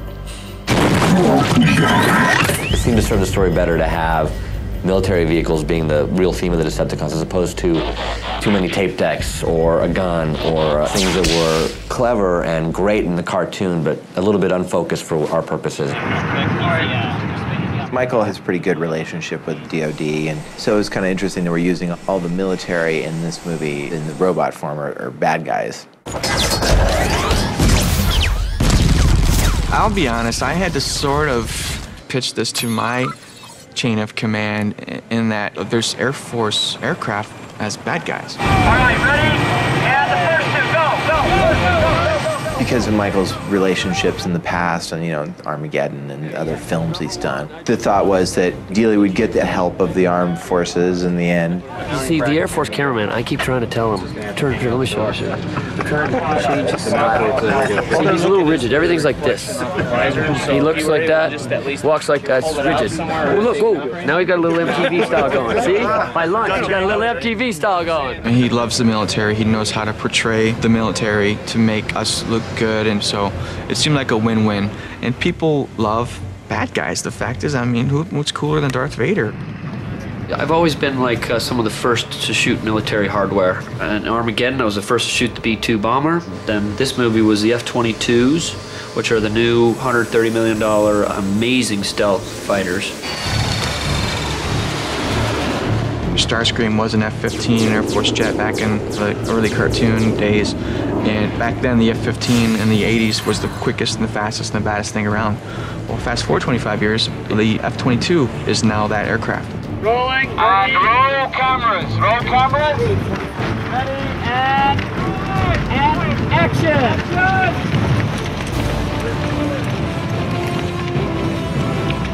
There we go. Look at that. All right, let's do that again. Reset. Very good work, everybody. Reset. Let's do that one more time. What the Air Force has done in this show is shown us all of the good toys. Brandy new stuff that really hasn't even been put into the field yet. Is there any hand signals that the crew guys in the front give? Anything you give at all? Any hand signals? All right, I want to do some hand signals. We're going to come right by you. Guys, go back to the crew. What kind of signals do you guys give? That aircraft is just phenomenal what it can do. There's war games they play where they'll send, 3 or 4 of those things out against 20 or so current F-15, F-16s, and it's not even a contest. Target ID. They can fire at enemies that are beyond the curvature of the Earth. They can track and fire on things that are 270 miles away. So those guys are dead before they're even within visual contact of that plane. So it's just very fitting that Starscream, who's the air commander and second in command, takes that form of literally the baddest weapon system in the world right now. We have Blackout, which is a MH-53 helicopter. It's a gigantic troop transport, mean-looking helicopter. Just looks badass, like the Cobras are kind of slight, yeah, they carry a lot of firepower, but as far as just looking big and menacing, the Sea Stallion was like the logical choice.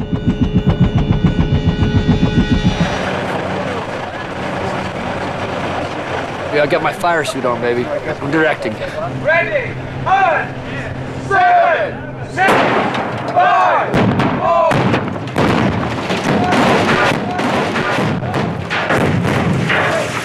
I can't think of anything remotely this huge that the Air Force has been involved with, not only in screen time, but just the amount of aircraft and people and shooting on bases and everything that we've done.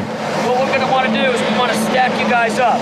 So with long lens, we'll make you look very close. You know what I'm saying? So we'll put you kind of like this to each other. Like a little bit over there and that a little bit. We're stacked up with the sun. Okay? Coming over the tower. About 300. The tower is actually a good place to come. Airboss, Osprey 17, do you want airplane mode or conversion mode on this? Left. Correction, right. Right. To me. Come on. Right. To me. Right. Oh, yeah, baby. Right in the golden glow.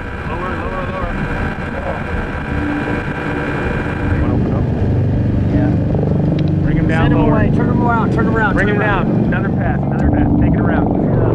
Alright, we don't know where you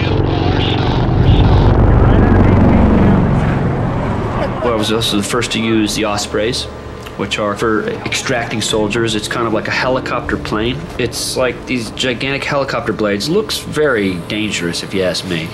And they actually rotate down and become gigantic propellers that angle forward and can go about 300 something miles an hour. Come back, please. Awesome. Warthogs were a very interesting kind of plane because it's kind of eerie because they get very low and they're just got this whine to it.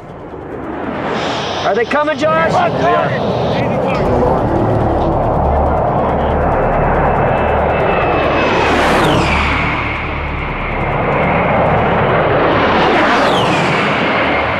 Good.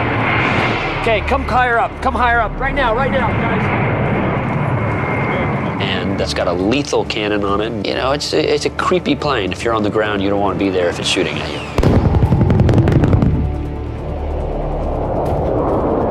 The military gave us the use of the Spooky, which is a C-130, specially equipped, like 18 guns. It's a thing they use to shoot Taliban in Afghanistan. It's a vicious old plane, but it's very lethal. The 49th Fighter Wing at Holloman is the home of the stealth fighter, the F-117 Nighthawk. Well, they scrambled the stealth fighter, like 50 of them staged there, so we had them all rolling around, and it was crazy. It's still a very sensitive aircraft. The technology that is involved with it's still very top secret. I don't want you filming from that angle, please. We had to just basically make sure that certain protocols were kept in mind, that you couldn't film it that way, you couldn't get close to it this way. And once again, the production bent over backwards to make sure that they followed all the rules. Our tax dollars happily at work. One of the things that a lot of people don't understand, that all military support is on a cost basis. This costs the taxpayer absolutely nothing. The movie pays for any costs of the aircraft and personnel that cannot otherwise be used in training missions. If a helicopter is flying and it costs X number of dollars per hour to fly that helicopter, production company reimburses it.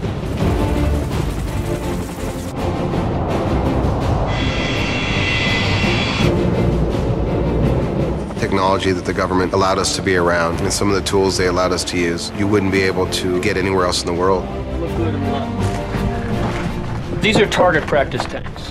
What they do is, this one is a mock-up of a fake foreign tank. So their targeting systems can pick out friend and foe when they shoot them in the missile test range. At Holloman, they have what's known as a tank graveyard, and there's probably 1,000 tanks and self-propelled artillery pieces and stuff like that. And the first time I took Michael in there, he was like a kid at Christmas. It was like, can I have that? Can I have that? Can I burn that? Can I blow that up? You know, absolutely, anything you want.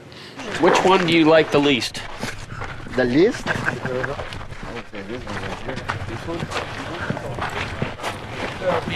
Yeah. Because you want to burn it? No, something a little more wicked.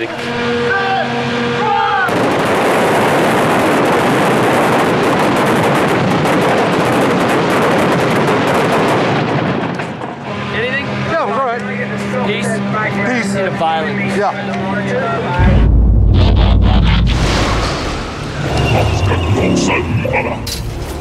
The tank was something that had already been modified by another show. Somebody owned it already, so we modified it and came up with a cool paint job that was cool, kind of non-radar detectable paint job that was based on some camo that we saw in this futuristic battleship image.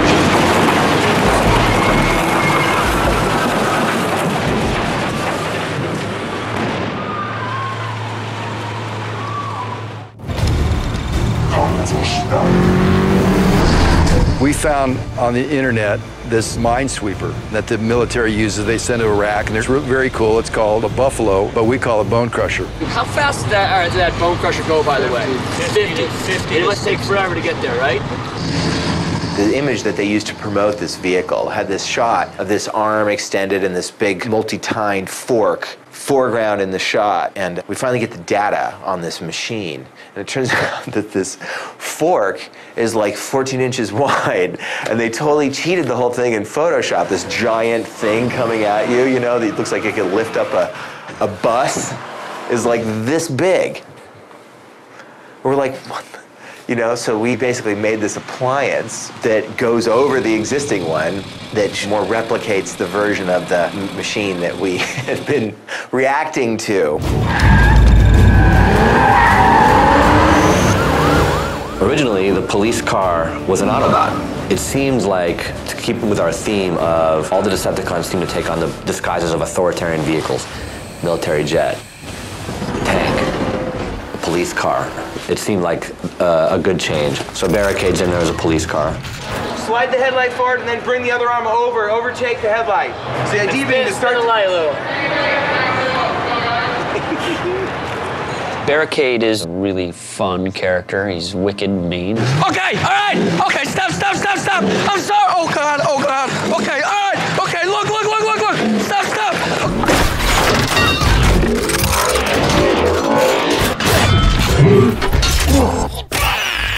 One of the first thoughts we had, of course, was to include Soundwave in the Decepticons.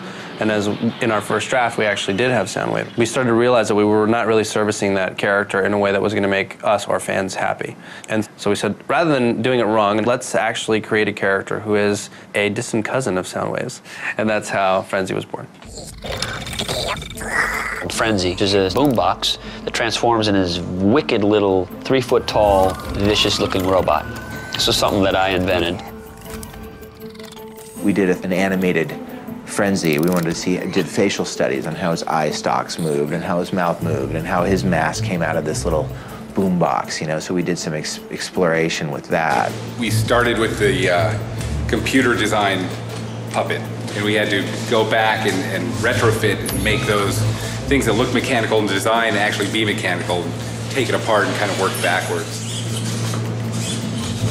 What they'll do with the full-size mechanical version of this is that when you bring it into the set under the lighting conditions, it's also going to help out with the CGI guys so they can see how an actual real item would react in that environment. 1, 2, 3. Mostly it's something to interact with the actors because they would have to be fighting against nothing. Quick, you gotta learn like quick. It's from the Robot Spring Collection. It's real nice. It's a new scarf. DreamWorks bought me. I just put it on when I get cold outside. That's all that this is.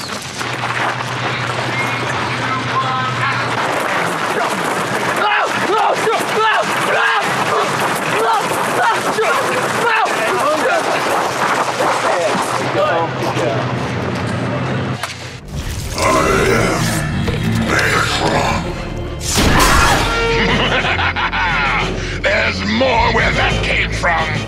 Megatron was represented as a pistol, a very realistic looking pistol that in Japan actually shot little pellets.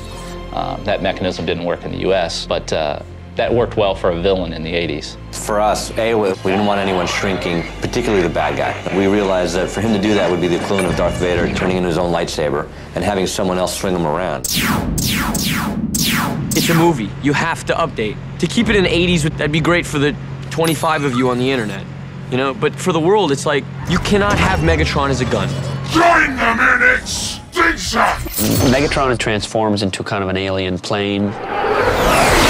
Because he's the most arrogant and vain of the whole thing, and because he doesn't have to really hide. He's one of the only Decepticons who actually goes from his protoform right into his alien jet protoform.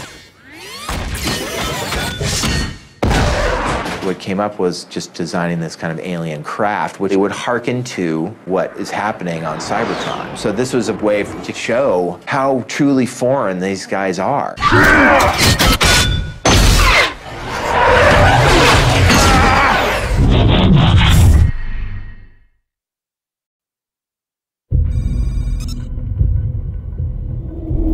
I want these robots to look like they fit in the real world and look like it's photoreal right now. The only thing that looks a little winky is that thing.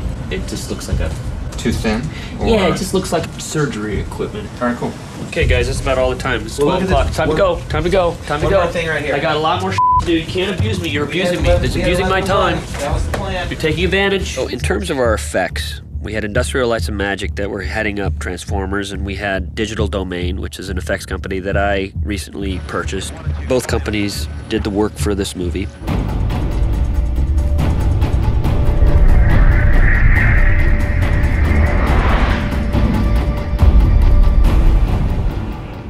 It's a bad dream. ILM did 3/4, and Digital Domain did the last quarter. For us in the visual effects world, having giant robots to animate had a lot of really great potential, something to really look forward to.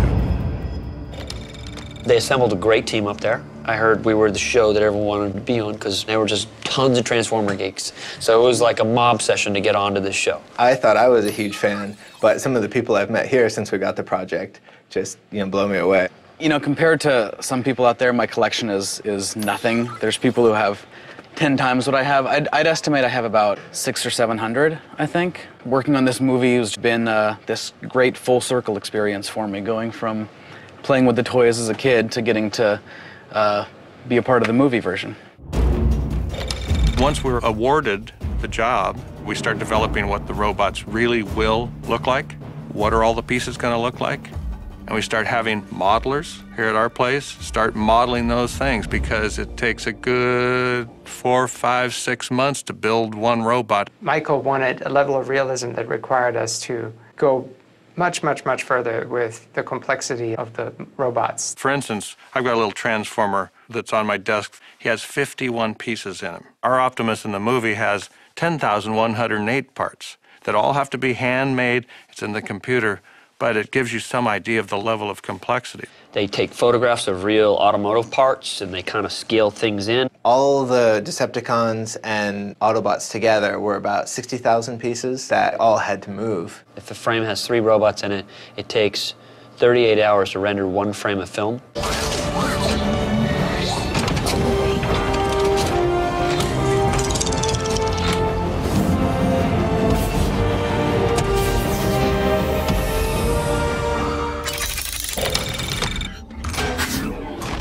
Nowadays, I'm doing less and less storyboards, and animatics are just becoming a better tool. It's basically a Saturday morning cartoon of the movie. From that, they'll show us what's going to happen. You can work out some very complicated camera moves, especially when you're working with a height difference of 28 feet, 40 feet. So you automatically start embracing ideas of animation and physics and trying to incorporate that in your little mini movies. It's a different process of filmmaking.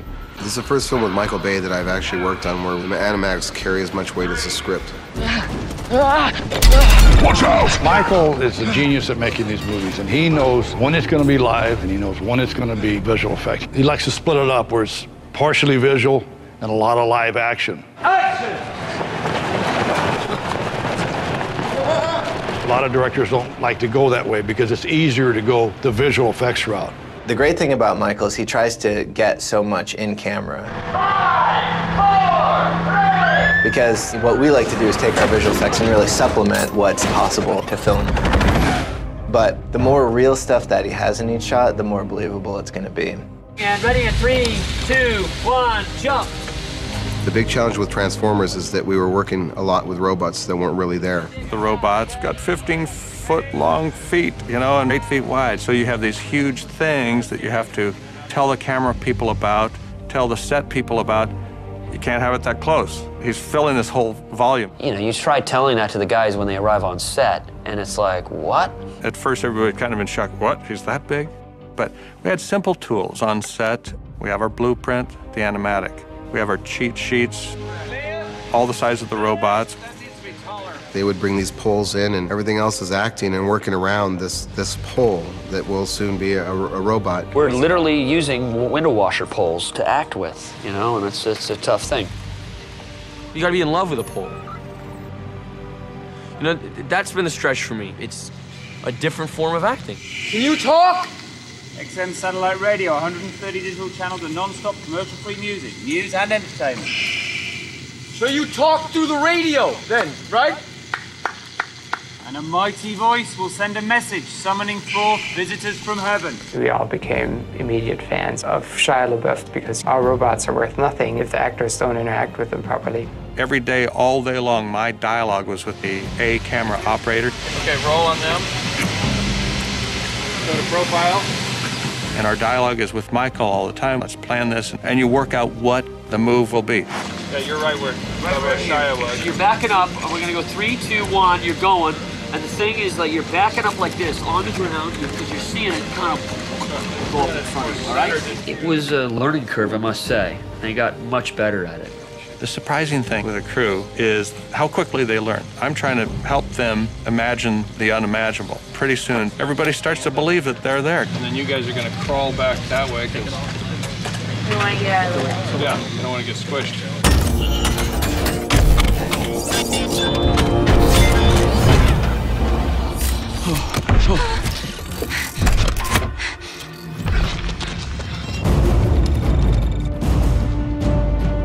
Michael was very insistent about the robots being energetic and being able to do all these acrobatic stunts. We wanted to have fighters and guys that could maneuver in ways that you'd never seen before. We went into this development phase of showing how agile we could make the robots and still convey a sense of weight. And we found that the closer things got to camera, the faster they could move. But when you see the entire robot at a further distance, we had to really slow things down to help sell their weight. I used real stunt fighters. We do fight choreography. With Kenny's guys that were great fighters and different type of ninja type moves. What we did was create a fighting style that represented the characters of each robot. We would video these fights, not mocap, and it would help the animators get their kind of movements down and how we wanted to execute certain fighting scenes.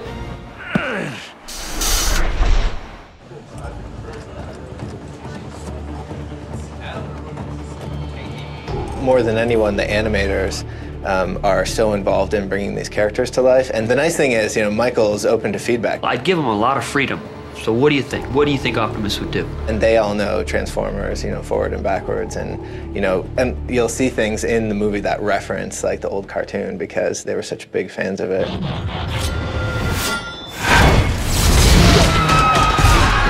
Come on, Decepticon, punk! We've learned Earth's languages through the World Wide Web. We had to get into Michael's head about who these characters were. Believe it or not, it's very hard to animate any type of emotion from a robot if you don't have things that move. Michael stressed to us how important it was to get the performance to read in the eyes. The majority of the performance is sold in the eyes. The more we added, it just made it more real and felt like there's a soul in there. My name is Optimus Prime. We are autonomous robotic organisms from the planet Cybertron.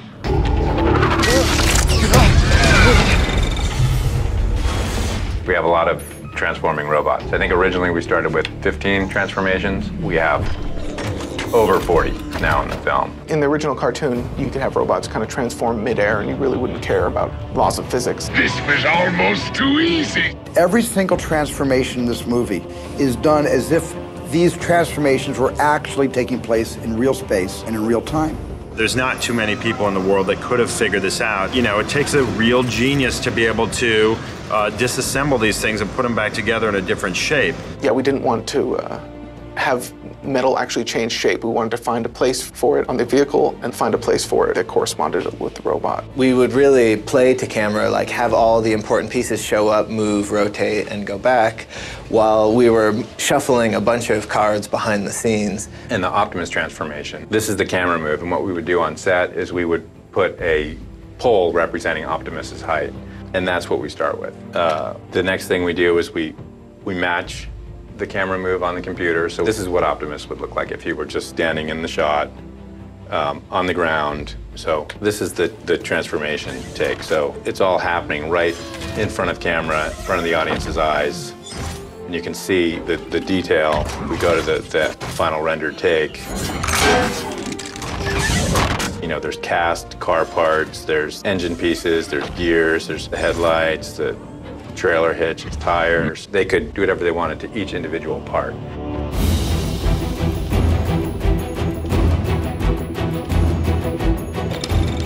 Friends of mine that are not in this business are always kind of nonplussed when I tell them that we have to, in the computer, completely recreate every single situation that we're shooting in. What that means is our match mover, he's got to be able to come back here and completely reconstruct that in the computer because the computer doesn't know where anything is. We have spatial marks out on this area, and then Duncan, of course, measures each one later on. We know exactly where these spots were because we have to rebuild it wherever he makes contact with either the ground or the objects around it. So when you see these guys stand on things and sit on things and bang against things, even the buildings that are, 10 stories tall all have to be mapped and measured on set. There's a lot involved in making these vehicles and robots look real. We would go out and take pictures of the tire tread. The treads on our Optimus are the same as the treads on the real truck, and the detail down to the smallest bolt or the engine block, all that stuff. We were very meticulous. You want to see a car driving down the road and see it transform and watch it and say, well, those are real car parts. And to me, that's always the most fun and most challenging thing is, can we make this stuff look real? We did huge packages of like texture reference and abrasion reference for even the robots internally, because we didn't want them to be so squeaky clean that they were uninteresting. So on his hand, the surface was perfectly smooth, and then we add in these scratches and nicks and dings. The hardest part about this film is we don't have real robots, we have real cars, and the real cars, they're buffing. You look at a real car that's just been washed and polished and shined up, and it almost looks like a CG car. So the hard part was trying to find a balance of dirt and aging to add to the robots that didn't make it look implausible that they could have come from this very clean car. So all the car paints have multiple layers. They have a colorful layer, which is right here. You see yellow reflections in here, but there's also a clear coat on top of it, which is supposed to protect it, but it also gives you a really white reflection. So you always see a colorful reflection next to a white reflection. Probably 2 years ago, we couldn't do this movie because of lighting and ray tracing, which is a way you light things. We spend a lot of time getting the lighting right. It's very complicated to get all the specularity. Because I'm a lighting buff, you know, and especially shooting so many car commercials. I would give dissertations at ILM of like, okay, if you see a car, it's gonna have a hot spot, it's got flat here, it's got more hot spots, it's got a long highlight there, and it's very confusing when you look at it. It's not like just one soft light on the car. So they had to really invent how to light these things so complicated to make them look like they're moving, and it's like reflecting car parts in a real world. And so we're always trying to add that in, and we're trying to give that sort of look to our robots, and adding glints and what he calls pings, you know, where you highlight certain areas. These tiny little lights that are being reflected in the surfaces is what he's after.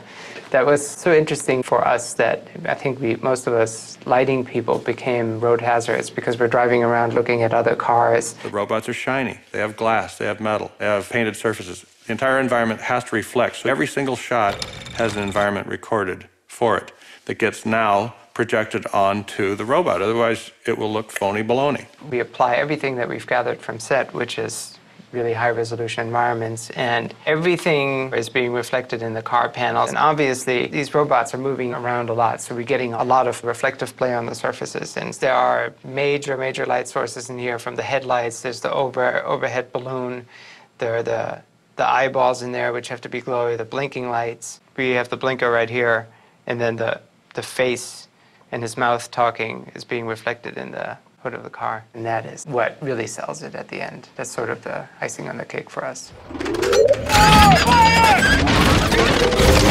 Our job and our task to create the illusion that everything was just shot on the same day, and that, you know, these robots who aren't even real were there.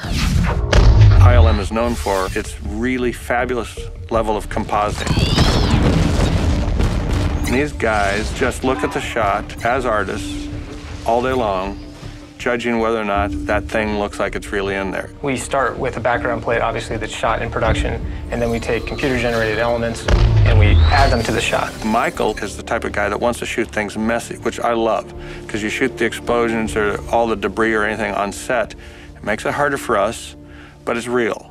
So let's say the bomb goes off next to the robot. We have to model the robot, but then we have to pull out that debris out of the plate and put him in there behind it, because he's got to fit into the background, but behind that debris that might be going. It's very much a process for the compositor to get in there and make everything feel real again. And that's what those guys do. They attack the shot and take it to the point where it's finished.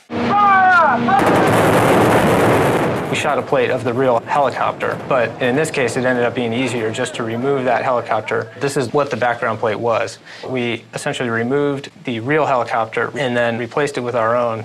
So here, the compositor has actually added in the helicopter, layered the soldiers back over the top, added in some bullet hits for when the soldiers actually fire and hit blackout, and then enhanced muzzle flashes in some cases to try to just bring out the visual excitement of the scene.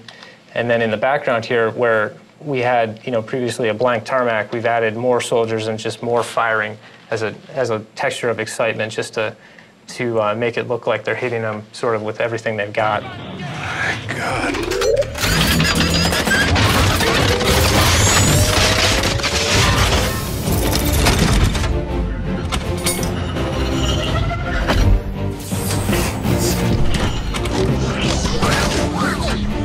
Everyone is just amazed at what they've done with the robots in terms of just how real it looks, how complicated it is. When you finally achieve a look where it really looks real, that's it. That's the biggest excitement of the day. There are definitely days when we go in and we review the shots and one comes up and you just say, whoa, you know, that's incredible. Like, it looks like a real transformer. That takes a high degree of artistry and technical support to make these things look that way.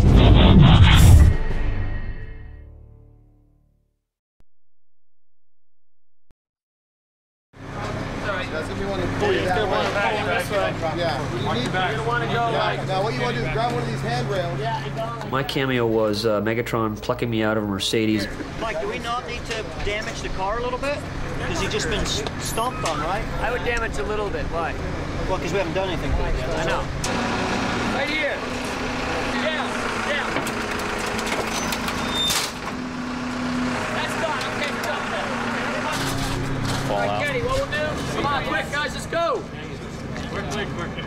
Michael Bay will be in the driver's seat and there are stunt people around him, and they'll be bailing out of the doors as the car's spinning around.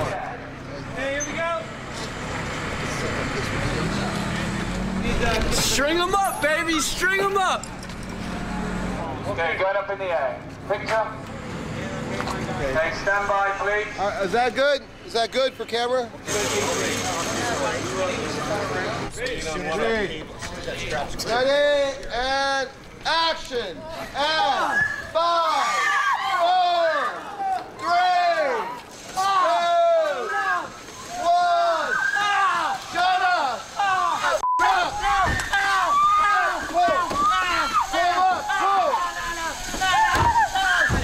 Cut! I'm cutting that. Coming down right here. Oh! Hey, where are you going, Michael? Whoa! Hey, where are you going? Come over here. Hey, just drop. Trust me, drop. No, I don't want to drop. No! Trust me. It's gonna drop sometime. Good job.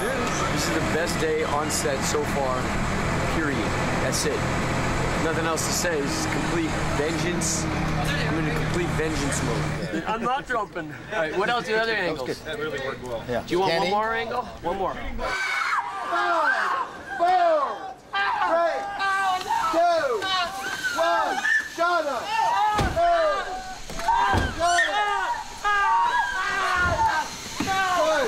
Over there, cut! Coming down. All the way down, you're back. How was that? Is that good? Good job. It was a very expensive shot, but I cut it out of the movie though, and he's supposed to fling me.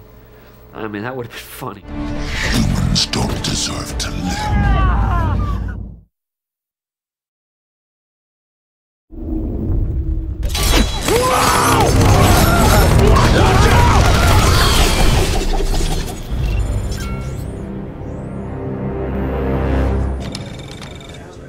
There's this Decepticon called Scorponok that's tracking them, and he's tracking them under the sand. It's Jaws, but it's in the desert. And we were actually looking through one of the books of all the characters, and we kind of went to, hey, there's a scorpion in the desert. And Scorponok is perfect too because he's also sort of different than the other Decepticons. He doesn't particularly turn into a vehicle or whatever. His form is very much about the environment. The Scorpion is great for the desert, and it's sort of a good, shout out to the fans of like Beast Wars, and some of the incarnations of Transformers are a little bit more animal-based than vehicle-based. In pre-production, they built all these animatics, so they know anything that has a lot of actiony stuff, or there's Transformers coming through, or you're being chased by one, or whatever it is. They have these animatics built, the computerized sort of animation of the scene before they even shoot it. Scorponok was one of the ones that we, in the department, animated completely in 3D. I wanted to have the notion of these components from the Sea Stallion helicopter, which is basically what he is birthed from. So he has these kind of Sea Stallion helicopter components to him, and the turbines for his hands, and I wanted to see how these things could turn, and how that he could dig in and then shoot the sand out the exhaust, and all those things we developed in the department because we thought it was just a bitchin' looking scorpion.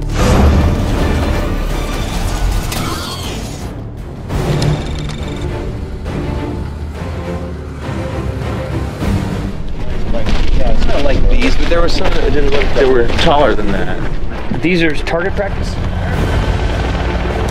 Right now we're at Holloman Air Force Base in Alamogordo, New Mexico. It's actually a very active military base because they do a lot of support work for the war effort in Iraq right now. Since it's a missile range, everywhere you go, there's the chance of live ordnance. You go to this fence on the Scout, and it says, don't walk in. Live ordnance could be possible, unexploded bombs, blah, blah, blah. And I'm like, okay, so we step over the fence, and it was weird walking. And I kept walking, but looking down, and so we actually had a minesweeper clear when we shot there for a good 5 acres. You see a little bit of go, and then the two mandibles. Kenny, move over this way. Put it wherever you tell anybody. But the idea that they bust through and then the wire pulls them away. Probably no matter what, you want them on either side. And let's, it'd be nice, whatever he does, whatever Danny does, it should be small and build like a crescendo.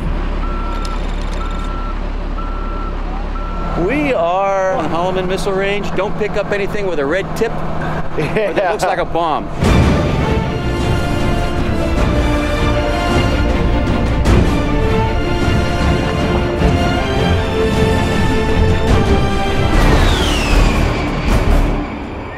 I'm gonna light this town up, baby.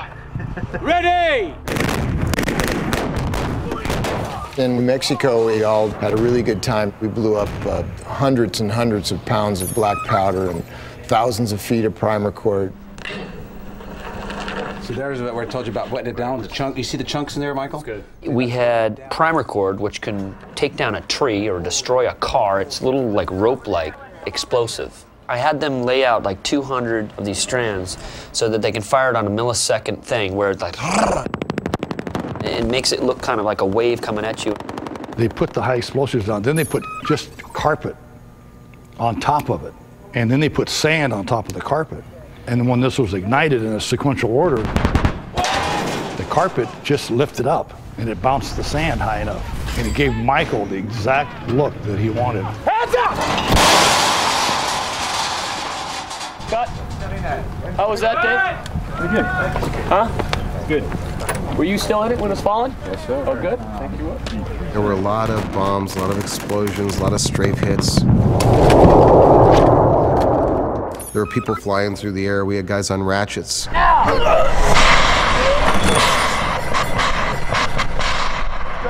So what happens in this shot, besides me squinting like crazy, is Scorponok is running through the ground. Do. Of course, I'm not the smartest ranger, so I'm looking around. He's right behind me.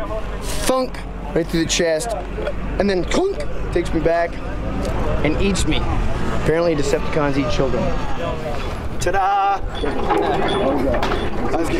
The idea is we're trying to time the sand so the burst out happens with Scorponok. We're imagining where his entrance point would be in the sand. At some point we might change our actor into a CG replicant of this guy to be able to manipulate him.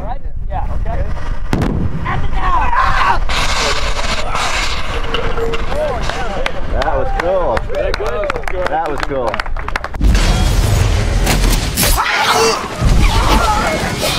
All right, let's go to the tail, please.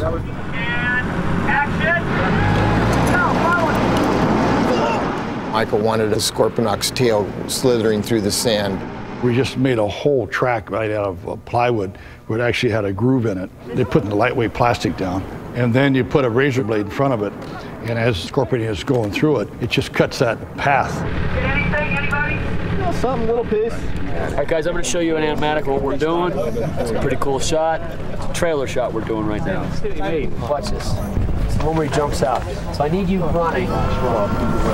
It's right on you. You know what I'm saying? So you've got to have that in your faces. All right? Done. Trailer shot. See? It's a trailer shot. Which camera am I running towards, Mike? You're running towards that umbrella, guys. That umbrella is where we're running, all right? But the actors, they had to run, and I'm like, Tyrese, don't trip, because that's a real explosive. If it goes off, you better run. All right, y'all. This is it, Jack. The trailer. Full throttle. I mean, this is more heroic. You know? Action! That fear on their face was them being real. And I said, just remember to, at one point, to look back and look up.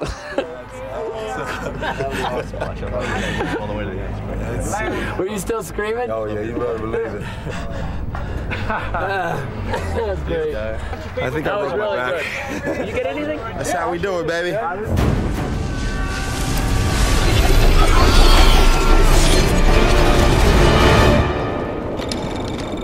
In each of the shots that we set up, we have to have a representative size for Scorponok.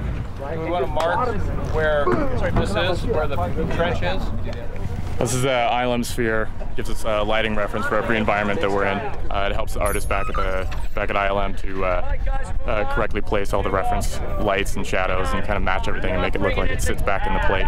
3, 2, 1, action. You can see in the plate We had really good elements to start with in this case. And anybody that works in CG knows that sand is one of those things that you just, the minute you hear that, you start to think, oh, you know, the particle work that's involved with sand can really drag out.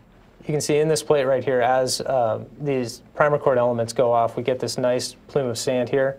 And what we've done is taken that same thing, left it in the plate, and added our robot inside there and sort of buried him in depth. And then as he comes forward, we reveal more and more of him.